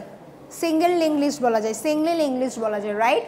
বাট আমি যদি কোনোভাবে ফার্স্ট ধরেন এখানে 3 আছে, এখানে 4, এখানে 5, এখানে 6, কোনোভাবে ফার্স্ট নোডের যে অ্যাড্রেসটা, সেই অ্যাড্রেসটা যদি এখানে ইনক্লুড করে দেয় তাহলে পুরোটা সার্কেল হয়ে গেল না?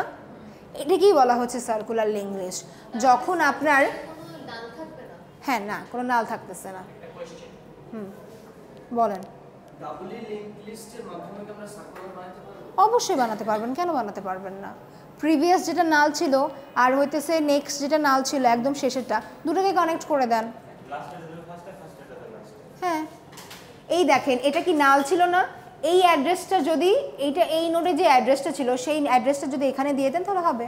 আমি আপনাদেরকে সিঙ্গেল ইংলিশ দিয়ে দেখাইতাম, ইভেনচুয়ালি এটা দিয়েও দেখাইতে পারতাম, কিন্তু একজন যেহেতু কোয়েশ্চেন জিজ্ঞেস করলো হয়তো বা বুঝতে পেরেছেন এবার। ওকে, 3টা দিয়ে করাইছিলাম আগের দিন, তো এইটাতে সিঙ্গেল দিয়েও হবে, প্রবলেম কি? বুঝতে পারছেন? ওইখানে প্রিভিয়াসটাতে যাইতো, প্রিভিয়াসের অ্যাড্রেসটা ওখানে যাইতো, প্রিভিয়াসের অ্যাড্রেসটা ইয়াতে হইতো, ইয়াতে চলে যাবে।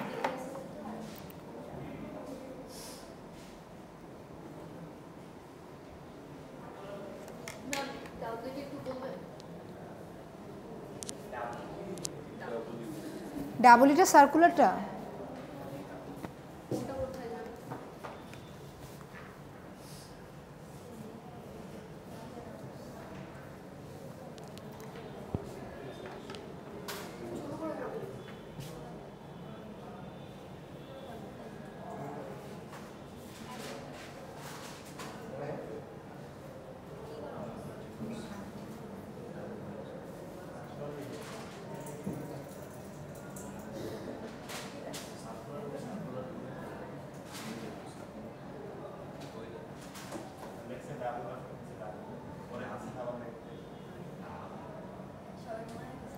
আচ্ছা, এই প্রিভিয়াসের মধ্যে কার অ্যাড্রেসটা আছে? এই নোডের অ্যাড্রেসটা আছে না? আর এই নেক্সটটা কি? না না না, এই নেক্সটটা হচ্ছে নাল, কারণ এরপরে আর কিছু নাই। বুঝতে পারছেন? এই নোডের একটা অ্যাড্রেস আছে না? হ্যাঁ, এটা নাল, রাইট? এইটার সাথে যদি আমি এইটাকে কানেক্ট করি তাহলে দেখেন এটা কি হচ্ছে, এটা এইদিকে যাচ্ছে, এটা এইদিকে যাচ্ছে, আবার এইটার পরে কোথায় যাচ্ছে? এখানে যাচ্ছে, রাইট? সো এইটার প্রিভিয়াস কোনটা? এটার প্রিভিয়াস কোনটা? তাহলে এইটার প্রিভিয়াস কি? এইটা হচ্ছে না? একটু ঘোরেন, এইটার প্রিভিয়াস এইটা হচ্ছে না? তো এই প্রিভিয়াসের মধ্যে কার অ্যাড্রেসটা থাকবে? এইটার অ্যাড্রেসটা থাকবে, বুঝতে পারছেন? এইটার অ্যাড্রেসটা থাকলো। আর এই নেক্সট আপনি যদি এই দিক থেকে দেখেন, ঠিক আছে না, এই দিক থেকে দেখেন, এই দিক থেকে দেখেন, এই যে দেখেন এভাবে আসছে, কিন্তু উল্টা আবার ভাইবেন না, এভাবে আসছে। তো এই নেক্সট, এইটার নেক্সট তাহলে কোনটা হচ্ছে? এইটা হচ্ছে না? তাহলে এই নোডের অ্যাড্রেসটা কি এখানে ইনক্লুড হবে না? এত কিছু কমপ্লিকেটেড ভাবার দরকার নেই, ভালো করে ভাবেন। এই যে দেখেন, এটা একটা ঘর, এটা একটা ঘর, এই 1 2 3টা ঘর, রাইট? এটা একটা ঘর, এই ঘরের সাথে আবার এই ঘর আছে। সো কি হয়েছে? প্যাচ লাগছে কেন? ভালো করে বুঝছেন আপনি, আপনি বলতেছেন। এই যে দেখেন, এটা হচ্ছে প্রিভিয়াস, এটা হচ্ছে নেক্সট, এটা হচ্ছে প্রিভিয়াস, এটা হচ্ছে নেক্সট, PRN, ভালো বলছেন। ওকে, দেখেন এই প্রিভিয়াসটার মধ্যে কি আছে? এই প্রিভিয়াসটার মধ্যে কি আছে? এইটার অ্যাড্রেস আছে, এই নোডের অ্যাড্রেসটা এখানে আছে। আর এই নেক্সটের মধ্যে কি আছে?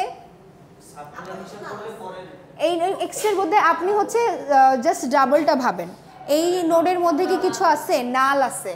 বাট আপনি যেহেতু ভাবতেছেন এটা যেহেতু সার্কুলার হবে, তাহলে কোনোভাবে কিন্তু একে অপরের সাথে সবগুলো কানেক্টেড হবে, বুঝতে পারছেন? এখানে কোনো এন্ড লাইন থাকতেছে না। তো তাহলে আপনি এইটাকে যখন এইখানে কানেক্ট করে দিলেন, তাহলে এই নোড, এই ডাটার অ্যাড্রেসটা আপনার কোথায় দিতে হবে? এই নালের মধ্যে দিতে হবে, রাইট? সো আপনি যদি একটু বিবেচনা করেন, এখানে প্রিভিয়াসটাও কিন্তু নাল ছিল, প্রিভিয়াসটা নাল ছিল না? হ্যাঁ। সো আপনি যদি একটু ভালো করে দেখেন এর আগে কোন নোড থাকতেছে, এই দিক থেকে যদি দেখেন, প্রিভিয়াস মানে কি? আপনি যখন সার্কুলার ভাবতেছেন আপনাকে কি উল্টা দিকে যাইতে হবে না? এটা কিন্তু ফরওয়ার্ড, বোঝাইতে পারছি? তাহলে এটার ব্যাকওয়ার্ডটা কি? এটা উল্টাটা। তাহলে এই অ্যাড্রেসটা কোথায় যাবে? এই নোডের একটা অ্যাড্রেস আছে না, এটার অ্যাড্রেসটা কোথায় যাবে? এখানে প্রিভিয়াসের এখানে যাবে, বুঝতে পারছেন?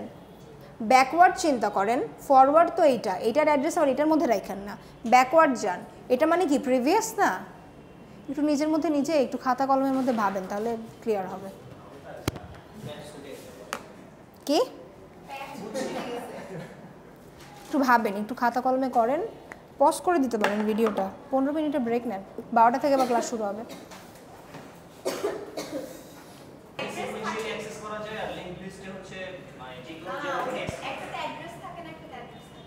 হ্যাঁ, সেটা একটা হইল। আর একটা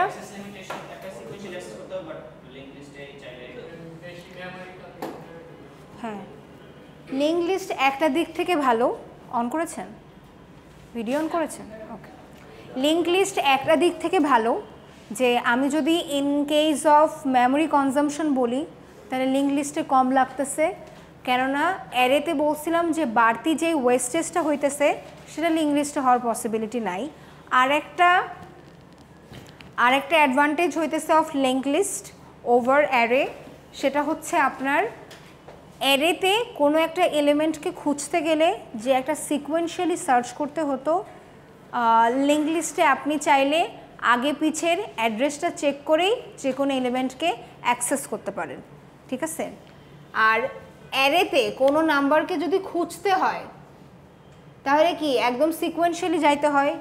অ্যারেতে কোনো একটা নাম্বারকে যদি ডিলিট করতে হয় তাহলে কি করতে হয়? 5 8 9 14 11, বলেন আমি 12 এই নাম্বারটাকে ডিলিট করতে চাচ্ছি অ্যারেতে, তাহলে আমি কি করব?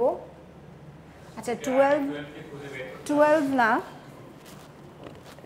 ডিলিট করতে চাচ্ছি, তাহলে কি করব?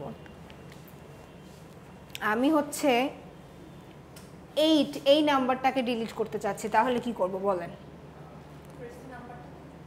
হ্যাঁ, ধরেন 1 নাম্বার ইন্ডেক্স, এটা কত? 0 নাম্বার ইন্ডেক্স, এটা 1, এটা 2, এটা 3, এটা 4 নাম্বার ইন্ডেক্স। আমি বললাম 1 নাম্বার ইন্ডেক্সে যেই ভ্যালুটা আছে সেটাকে ডিলিট করে আপনি আমাকে আবার অ্যারে দেখাবেন, তাহলে কি করতে হবে? What is the procedure?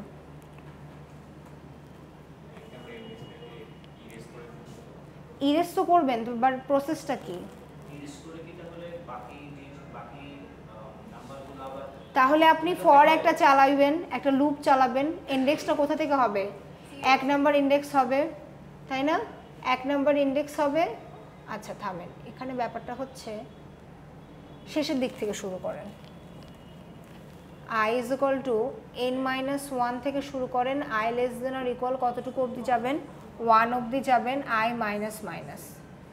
হ্যাঁ, সো অ্যারে অফ কি করবেন? এটা কত? n-1 না? আর এটা কত?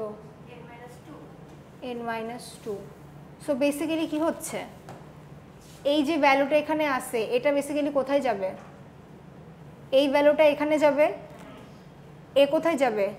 এখানে যাবে, এ কোথায় যাবে? এখানে যাবে। অটোমেটিক্যালি 8 কি হচ্ছে? ওভাররাইট হয়ে যাচ্ছে, right? So array of n-2 এর মধ্যে আপনি কত দিবেন? অ্যারে অফ i-1 দিতে হবে, রাইট? i-1 না, কারণ i তো অলরেডি n-1 না, তাহলে হচ্ছে এখানে কত দিতে হবে? অ্যারে অফ i-টা হচ্ছে এখানে n-1, আর এখানে i মানে যদি n-1 হয়, অলরেডি -1 আছে, তাহলে কত হচ্ছে? n-2। তাহলে অ্যারে অফ n-2 তে কত যাচ্ছে? অ্যারে অফ n-1, তাই না? তাহলে অ্যারে অফ n-2 তে এটা কত? এটাতে কত থাকতেছে? 12 থাকতেছে, সরি 12-র জায়গায় এখন কত থাকতেছে? 11 থাকতেছে, 11 থাকতেছে। এটা এখানে যদি চলে যায় 11, 12, বাট আমার এই যে ইন্ডেক্সটা ছিল এটাকে তো আমাকে কোনোভাবেই করতে হবে না, ইনশিওর করতে হবে না, এই এলিমেন্টটা তো হারাই যাচ্ছে, তাই না? আপনি যদি 11-র জায়গায় 12 রেখে দেন, 12টা তো আমার এখানে দেওয়া দরকার, রাইট? সো এই 12 ইন্ডেক্সটাতে তো আমার হাতে রাখতে হবে। সো আপনি কি করবেন? আপনি টেম্প বলে একটা ইন্ডেক্স নেবেন, টেম্প বলে একটা ইন্ডেক্স নিয়ে ওর মধ্যে কাকে রাখবেন? অ্যারে অফ n-2 কে রাখবেন, ঠিক আছে না? তাহলে এই টেম্প ভ্যালুটা কত হচ্ছে দেখেন? 12। সো এই লুপটা যখন আবার চালাবেন, সো যখন এখানে আসতেছে তখন আপনার অ্যারে অফ, হ্যাঁ অবশ্যই তা তো বটেই, i-1 ওইখানে চলে যাবে। আচ্ছা, এখানে শুরুতে আরেকটা কাজ করতে হবে, টেম্পের মধ্যে শুরুতেই টেম্পটাকে আগে ডিক্লেয়ার করে নেবেন, ইনিশিয়ালাইজ করে নেবেন, ওর মধ্যে হচ্ছে অ্যারে অফ n-1টাকে রাখবেন। তারপরে এখানে কি করবেন? এখানে টেম্পের ভ্যালুটাকে দিবেন, আর টেম্পের ভ্যালুটাকে আবার হচ্ছে এখানে আপডেট করে দিবেন, তাহলে এটা ঠিক হবে, ঠিক মতো কাজ করবে। দেখেন শুরুতে এখানে কত ছিল? 12 ছিল, তাই না? এখন 12-র মধ্যে কত থাকতেছে? 11 থাকতেছে। আর টেম্পটা কত ছিল? টেম্পটা ধরেন জাস্ট একটা ভেরিয়েবল ছিল, ওর মধ্যে কত ছিল? 11 ছিল। হ্যাঁ, তাহলে 11-র মধ্যে এখন কত থাকতেছে? 12 থাকতেছে। তার মানে এই যে 12 নাম্বার যে ইন্ডেক্সটা আছে সেটাকে আপনি পরবর্তীতে কোথায় নিতে পারবেন? তার আগের যে ইন্ডেক্সটা ছিল ওইটাই। এটা বেসিক্যালি সোয়াপিংয়ের কাজ হয়েছে, বুঝতে পারছেন? ওই যে এ বিতে রাখা, জিসিডি এলসিডি, আপনারা জানেন what is GCD LCD? GCD LCD যেভাবে করানো হয়েছিল সেভাবে করানো হয়েছে। জিসিডি এলসিডি হচ্ছে লসাগু আর গসাগু, এটাও আমি দেখাবো, সমস্যা নাই, আপনাদের CP2-তে এটাও দেখাবো, যা যা কিছু লাগে মোটামুটি আমি সেগুলো দেখাই দিব। এই কনসেপ্টটুকু কি ক্লিয়ার? মনে করলেন 12-র জায়গাতে যদি 11টা রাখেন তো 12 তো ওভাররাইট হয়ে যাচ্ছে, তাই না? কিন্তু 12টাতে তো অন্য আরেকটা জায়গায় রাখতে হবে, এই জন্য টেম্প একটা ভেরিয়েবল যেটাতে আপনি কি করলেন? 12কে সেভ করে রাখলেন, ঠিক আছে? যাতে পরবর্তীতে 12তে আপনি যখন এইদিকে শিফট হচ্ছেন, আয়ের ভ্যালুটা যখন ডিক্রিজ করতেছেন, এখানে যখন হচ্ছে তখন 12 এই ভ্যালুটাকে আপনি কি করতেছেন? 9-এর মধ্যে রাখতেছেন। তো 9 তো আবার ওভাররাইট হয়ে যাচ্ছে, এই জন্য 9কে আবার কি করতে হচ্ছে? টেম্পের মধ্যে রাখতে হচ্ছে। তো যখন আপনি অলরেডি i=1-এ চলে আসছেন, আপনার এখানে কি ছিল? 9 তো আছে, তাই না? 9 তো আপনার টেম্পের মধ্যে আছে, তো 8-এর জায়গায় কি হবে? আপনার 9 চলে আসবে, ওভাররাইট হয়ে যাবে। আর এখানে কিন্তু আপনার কি হচ্ছে? প্রোগ্রামটা টার্মিনেট হয়ে যাচ্ছে, এরপরে কিন্তু আর হবে না। এটা হচ্ছে যখন আপনারা ইয়াতে কম্পিউটারে বসে করবেন আরও বেশি ইজি হয়ে যাবে, সমস্যা নেই। কঠিন লাগলো এটা কি কঠিন লাগছে?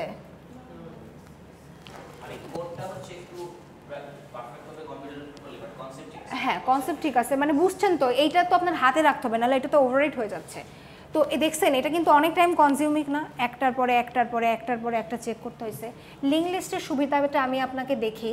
লিঙ্ক লিস্টে যেহেতু আমাদের অলরেডি নেক্সট যে এলিমেন্টটা হবে তার অ্যাড্রেসটা যেহেতু তার আগের নোডেই মেনশন থাকে, এর জন্য আমাদের দেখেন এতটুকু কিন্তু ঝামেলা নাই, অ্যাড্রেস চেঞ্জ করে দিলেই হবে। দেখেন আমার এখানে ধরেন 4টা নোড আছে, কয়টা node? Say for an example এখানে 4, এটা হচ্ছে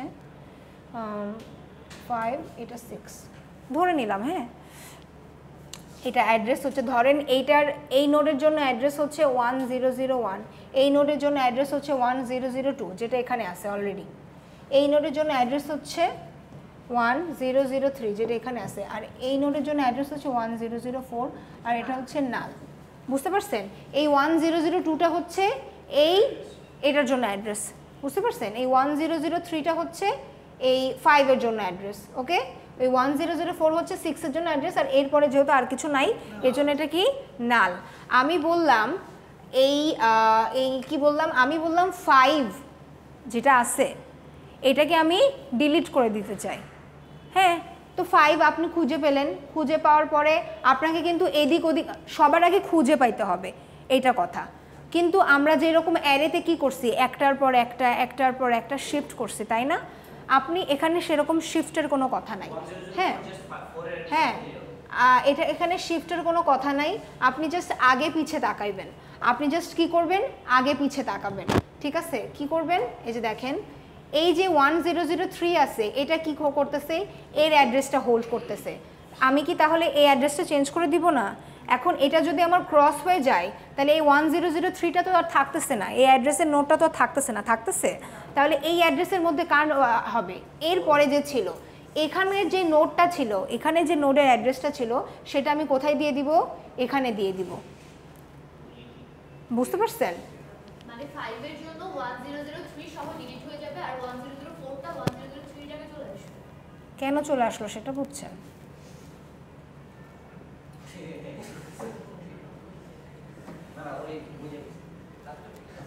শোনেন, এখানে 1003 এই অ্যাড্রেসটা কার? 5-এর। আপনি 5টাকে ডিলিট করে দিচ্ছেন, তাহলে কি এখানে এই অ্যাড্রেসটা থাকা ভ্যালিড? তাহলে এর পরের যে নোটটা হবে এ যদি এখানে না থাকে তাহলে এখানে কার আসার কথা? এই নোটটা আসার কথা। তাহলে এই অ্যাড্রেসটা ডেফিনেটলি আপনার এখানে থাকার কথা, রাইট? সো এই অ্যাড্রেসটাকে কী করবেন? এখানে ইনক্লুড করে দিতে হবে, রাইট? সো এখানে 1003 আপনার 1003 চেঞ্জ হয়ে কি হবে? 1004 হবে। যখন 1004 হয়ে যাবে তখন এখানে যে লিঙ্কটা আছে সেটা অটোমেটিক্যালি কোথায় চলে যাবে? এর সাথে কানেক্ট হয়ে যাবে। বুঝতে পারছেন? এর সাথে কানেক্ট হয়ে যাবে। 6 এর অ্যাড্রেস 1004 হয়ে যাবে। হ্যাঁ, 6 এর অ্যাড্রেস কেন 1004 হয়ে যাবে? 6 এর অ্যাড্রেস তো এটাই ছিল, দেখেন না? হ্যাঁ, তো এইটার সাথে লিঙ্ক হয়ে গেল। আর এই যে লিঙ্কটা আছে না, দেখেন এখানের সাথে একটা লিঙ্ক আছে না, এই অ্যাড্রেসটা আপনি কি করে দিবেন? নাল করে দিবেন, যাতে বোঝা যায় এরপরে আর কিছু নাই। তার মানে কি এখানের সাথে যে এর একটা লিঙ্ক ছিল এই লিঙ্কটা কি হয়ে গেল? ছুটে গেল। তাহলে কিন্তু আমার এই এলিমেন্টের সাথে বাকি লিঙ্ক লিস্টার আর কোনো সম্পর্ক নাই, দেখছেন? বুঝতে পারছেন? তাহলে এটার সাথে অটোমেটিক্যালি কি কানেক্ট হয়ে যাবে? এইটা কানেক্ট হয়ে যাবে। এটা হচ্ছে জাস্ট অ্যাড্রেসের নিয়ম, কারণ আপনি যদি অ্যাড্রেসটাকে ঠিকমতো সেট আপ করে দিতে পারেন তাহলেই কিন্তু আপনার ডিলিট হয়ে যাবে, ইনসারশনও হয়ে যাবে। বুঝতে পারছেন? এটা গেল ডিলিশনের ব্যাপারটা, লিঙ্ক লিস্ট ডিলিশনের ব্যাপারটা। এতটুকু কি ক্লিয়ার?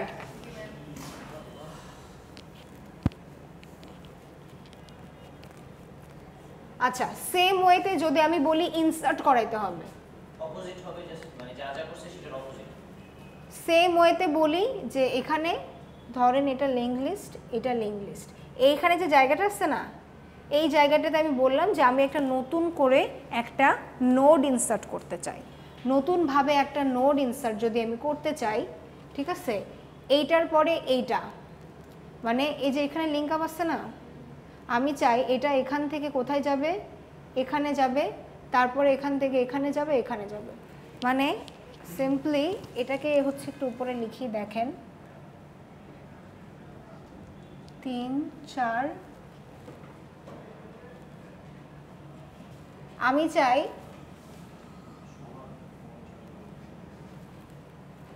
এই যে মাঝখান মনে করলেন এইটার পরে এইটা আসছে, এইটার পরে এইটা আসছে, তারপরে এইটা আসছে। ওকে, লেটস সে 3 4 5 7, এখানে আমি একটা এলিমেন্ট ইনসার্ট করাতে চাই, এখানে হচ্ছে একটা এলিমেন্ট আমি ইনসার্ট করাতে চাই।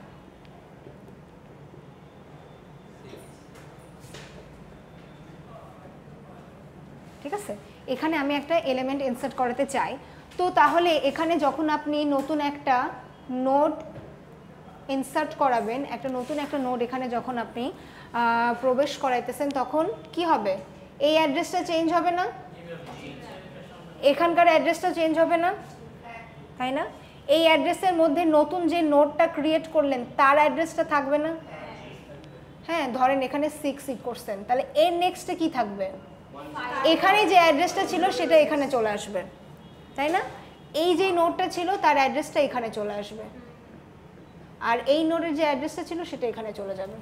আপনাদেরকে যখন প্রোগ্রামিং ল্যাবে এগুলো করাবো তখন এগুলো আরও বেশি মজা লাগবে দেখতে, তখন আরও ক্লিয়ারভাবে বুঝতে পারবেন। বুঝতে পারছেন?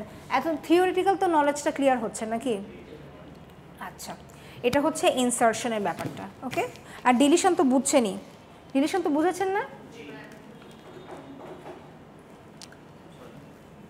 Insertion, deletion, link list, stack, queue. Okay, আচ্ছা, লিঙ্ক লিস্ট হইতেছে একটা ওয়ান কাইন্ড অফ অ্যারের পরে ডেটা স্ট্রাকচার। আরও দুটো জিনিস আছে, স্ট্যাক আর একটা কিউ। স্ট্যাকের ব্যাপারটা আমি আপনাদেরকে একটু হিন্ট দিয়ে রাখি। স্ট্যাক, কিউ কাকে বলে বলেন তো? What is the meaning of queue generally in English to Bangla? Queue মানে কি, সারি না? আমরা টিকিট কাটতে যাই না রেলওয়ে স্টেশনে, ওখানে কি সারি ধরতে হয় না? একের পর একজন, সামনের জন গেলে তারপরে আপনার serial. Queue works in the same way. Okay, কিউয়ের, হ্যাঁ কি বুঝিনি? ওয়েটিং লিস্ট, হ্যাঁ, সারি দাঁড়ায় আছেন আপনি, আপনার পরে একজন আপনার হবে, তারপরে জন লাইন বলা যেতে পারে। ঠিক আছে, স্ট্যাকটা কি, একটা প্লেট রাখছেন, একটা প্লেটের উপরে আর একটা প্লেট। আচ্ছা, আপনাকে যদি আমি বলি প্লেটটা ওখানে রাখো, আপনি কি করবেন? প্লেটগুলোর তলে কি আরেকটা প্লেট রাখবেন না, তার উপরে রাখবেন? উপরে রাখবেন। একটা জামা কাপড়গুলো যখন ফোল্ড করে আমরা রাখি, একটা জামার উপরে আরেকটা দেই না ওর নিচে দেই? উপরে দেই। সো স্ট্যাক হইতেছে ওই ব্যাপারটা, বুঝছেন? যে স্ট্যাক হইতেছে লাস্ট ইন ফার্স্ট আউট, সবার শেষে এসে সবার আগে চলে যায়। আর কিউটা হচ্ছে সবার আগে যদি আপনি লাইনে দাঁড়ান তাহলে আপনি সবার আগেই টিকিট পাবেন।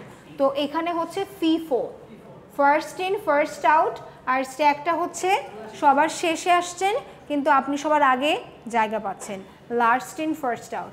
এই যে দেখেন এরকম একটা,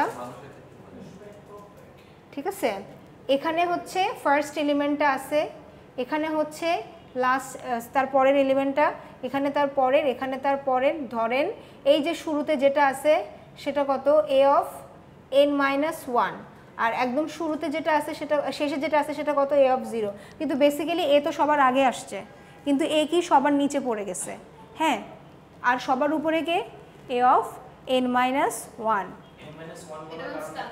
হ্যাঁ, 0 থেকে শুরু করছি না, অ্যাকর্ডিং টু অ্যারে ধরেন, হ্যাঁ, এই জন্য এ অফ n-1 ধরলাম। বুঝতে পারছেন? এটা হচ্ছে স্ট্যাক। স্ট্যাক হচ্ছে একটা পদ্ধতি, কিন্তু আমি যখন আপনাকে ইমপ্লিমেন্ট করতে বলবো, আপনি এটাকে লিঙ্ক লিস্ট দিয়ে ইমপ্লিমেন্ট করতে পারেন, আপনি এটাকে অ্যারে দিয়ে ইমপ্লিমেন্ট করতে পারেন। বাট ইমপ্লিমেন্টেশনের ক্ষেত্রে অ্যারে বিষয়টা কি হয়ে যায়, লেন্দি হয়ে যায়, বা বলা যেতে পারে অ্যারে ডিলিশন আর ইনসার্শনের ব্যাপারটা অ্যারে লিঙ্ক লিস্টের ক্ষেত্রে ফাস্টার হইলেও in case of implementation case overally link লিস্টটা জায়গা বেশি নিয়ে নেয়। বুঝতে পারছেন? ওভারঅলি লিঙ্ক লিস্টটা জায়গা বেশি নিয়ে নেয়। আমি এটা বলতেছি ইনসারশন আর ডিলিশন এই দুইটা ফাস্টার হইলেও, হ্যাঁ এই দুইটা ফাস্টার হলেও ওভারঅল যে লিঙ্ক লিস্টের ব্যাপারটা সেটা জায়গা বেশি নিয়ে নেয়। কীভাবে? কারণ ওইখানে আপনি শুধুমাত্র একটা ডেটা রাখতেছেন না, আপনি ডেটার সাথে নেক্সট যেই এলিমেন্টটা হবে তার অ্যাড্রেসটাও আপনি ওখানে কী করে দিচ্ছেন, ইনসার্ট করাই দিচ্ছেন।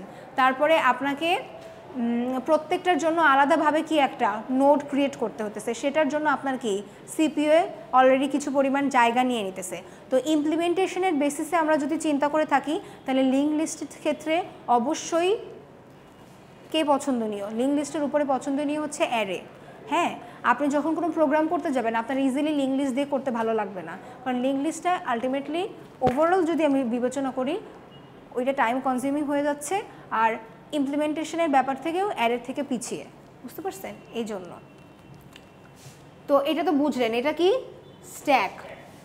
শেষের দিক থেকে স্ট্যাকে কোনো কিছু যখন ইনসার্ট করা হয়, ধরেন এখানে আপনার একটা এলিমেন্ট আছে, এর উপরে আরেকটা এলিমেন্ট ঢোকাইলেন, তার মানে কি একটার উপরে আরেকটা যখন ইনসার্ট করেন তখন সেটাকে কি বলা হয়? পুশ। তখন সেটা কি বলা হয়? পুশ। হ্যাঁ ঠিক আছে, এইরকম সবগুলো এলিমেন্ট এখানে ইনসার্ট করার পরে যখন একে একে মনে করলেন উপরে যে এলিমেন্টটা ছিল সেটাকে আপনি কি করলেন? ডিলিট করে দিলেন, সেটাকে বলা হয় পপ। ঠিক আছে, তারপরে এলিমেন্টটা কি ছিল? কি ডিলিট করে দিলেন, তারপরের এলিমেন্টটা ছিল কি ডিলিট করে দিলেন।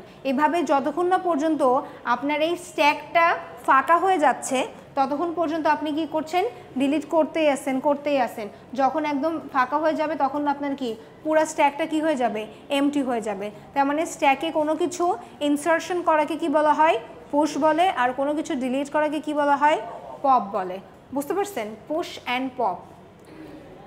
ওকে, এটা কোন নিয়ম ফলো করে? Last in first out.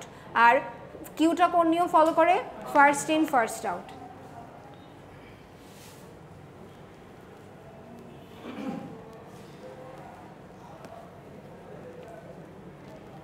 দেখেন আমি জাস্ট একটু আরও এগুলো নিয়ে আলোচনা করব, সমস্যা নাই। দেখেন এটা হচ্ছে আপনার, মনে করলেন এখানে প্রথম একটা এলিমেন্ট আছে, এখানে তারপরে একটা এলিমেন্ট আসলো, কারণ এটা একটা লাইন, এটা একটা কিউ, একজনের পরে আরেকজন আসবে। আপনার সামনে লাইনে যদি আরেকজন আসে আপনি তারা ধাক্কা দিয়ে সরাই দিবেন না যে আমি আগে আসছি আপনি সরে দাঁড়ান। সো ওভাবেই দেখেন এখানে অলরেডি কে একজন ছিল? 3 ছিল। 3 এর পরে যদি এখানে আরও মানুষজন আসতে থাকে, এখানে আরও ডেটা ইনসার্ট করা থাকে, একটা ডেটা ইনসার্ট করানোকে কিউ এর ভাষায় কি বলে? N Q.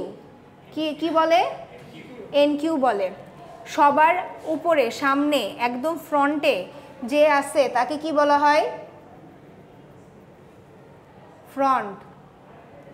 সবার সামনে যে ভ্যালুটা আছে, যে ডেটাটাকে আছে তাকে কি বলা হয়? ফ্রন্ট। আর একদম এর পরের যে এলিমেন্টগুলো আছে সেটাকে কি বলা হবে? রিয়ার। আর রিয়ার। ঠিক আছে, ফ্রন্ট আর রিয়ার বলা হয়। বুঝতে পারছেন? কোনো একটা কিউয়ে কোনো একটা ডেটা ইনসার্ট করাকে কি বলা হয়? এন কিউ বলে। আর কোনো একটা ডেটাকে আপনি ধরেন ই করবেন, এই 3টাকে 3 চলে গেল, 3 টিকিট কাটা হয়ে গেছে চলে গেল, তাহলে কি হয়ে গেল? ডিলিট হয়ে গেল। এই ডিলিটের ভাষাটাকে আমরা কিউ এর ভাষায় বলি কি? ডিকিউ। ঠিক আছে, আপাতত এটুকুই জানেন। আমরা যখন ল্যাবে কাজ করব আরও বাকি ক্লাসগুলোতে আরও ডিটেলসে জানবো। আপনার ক্লাস আজকে এইটুকুই। অফ করে দেন।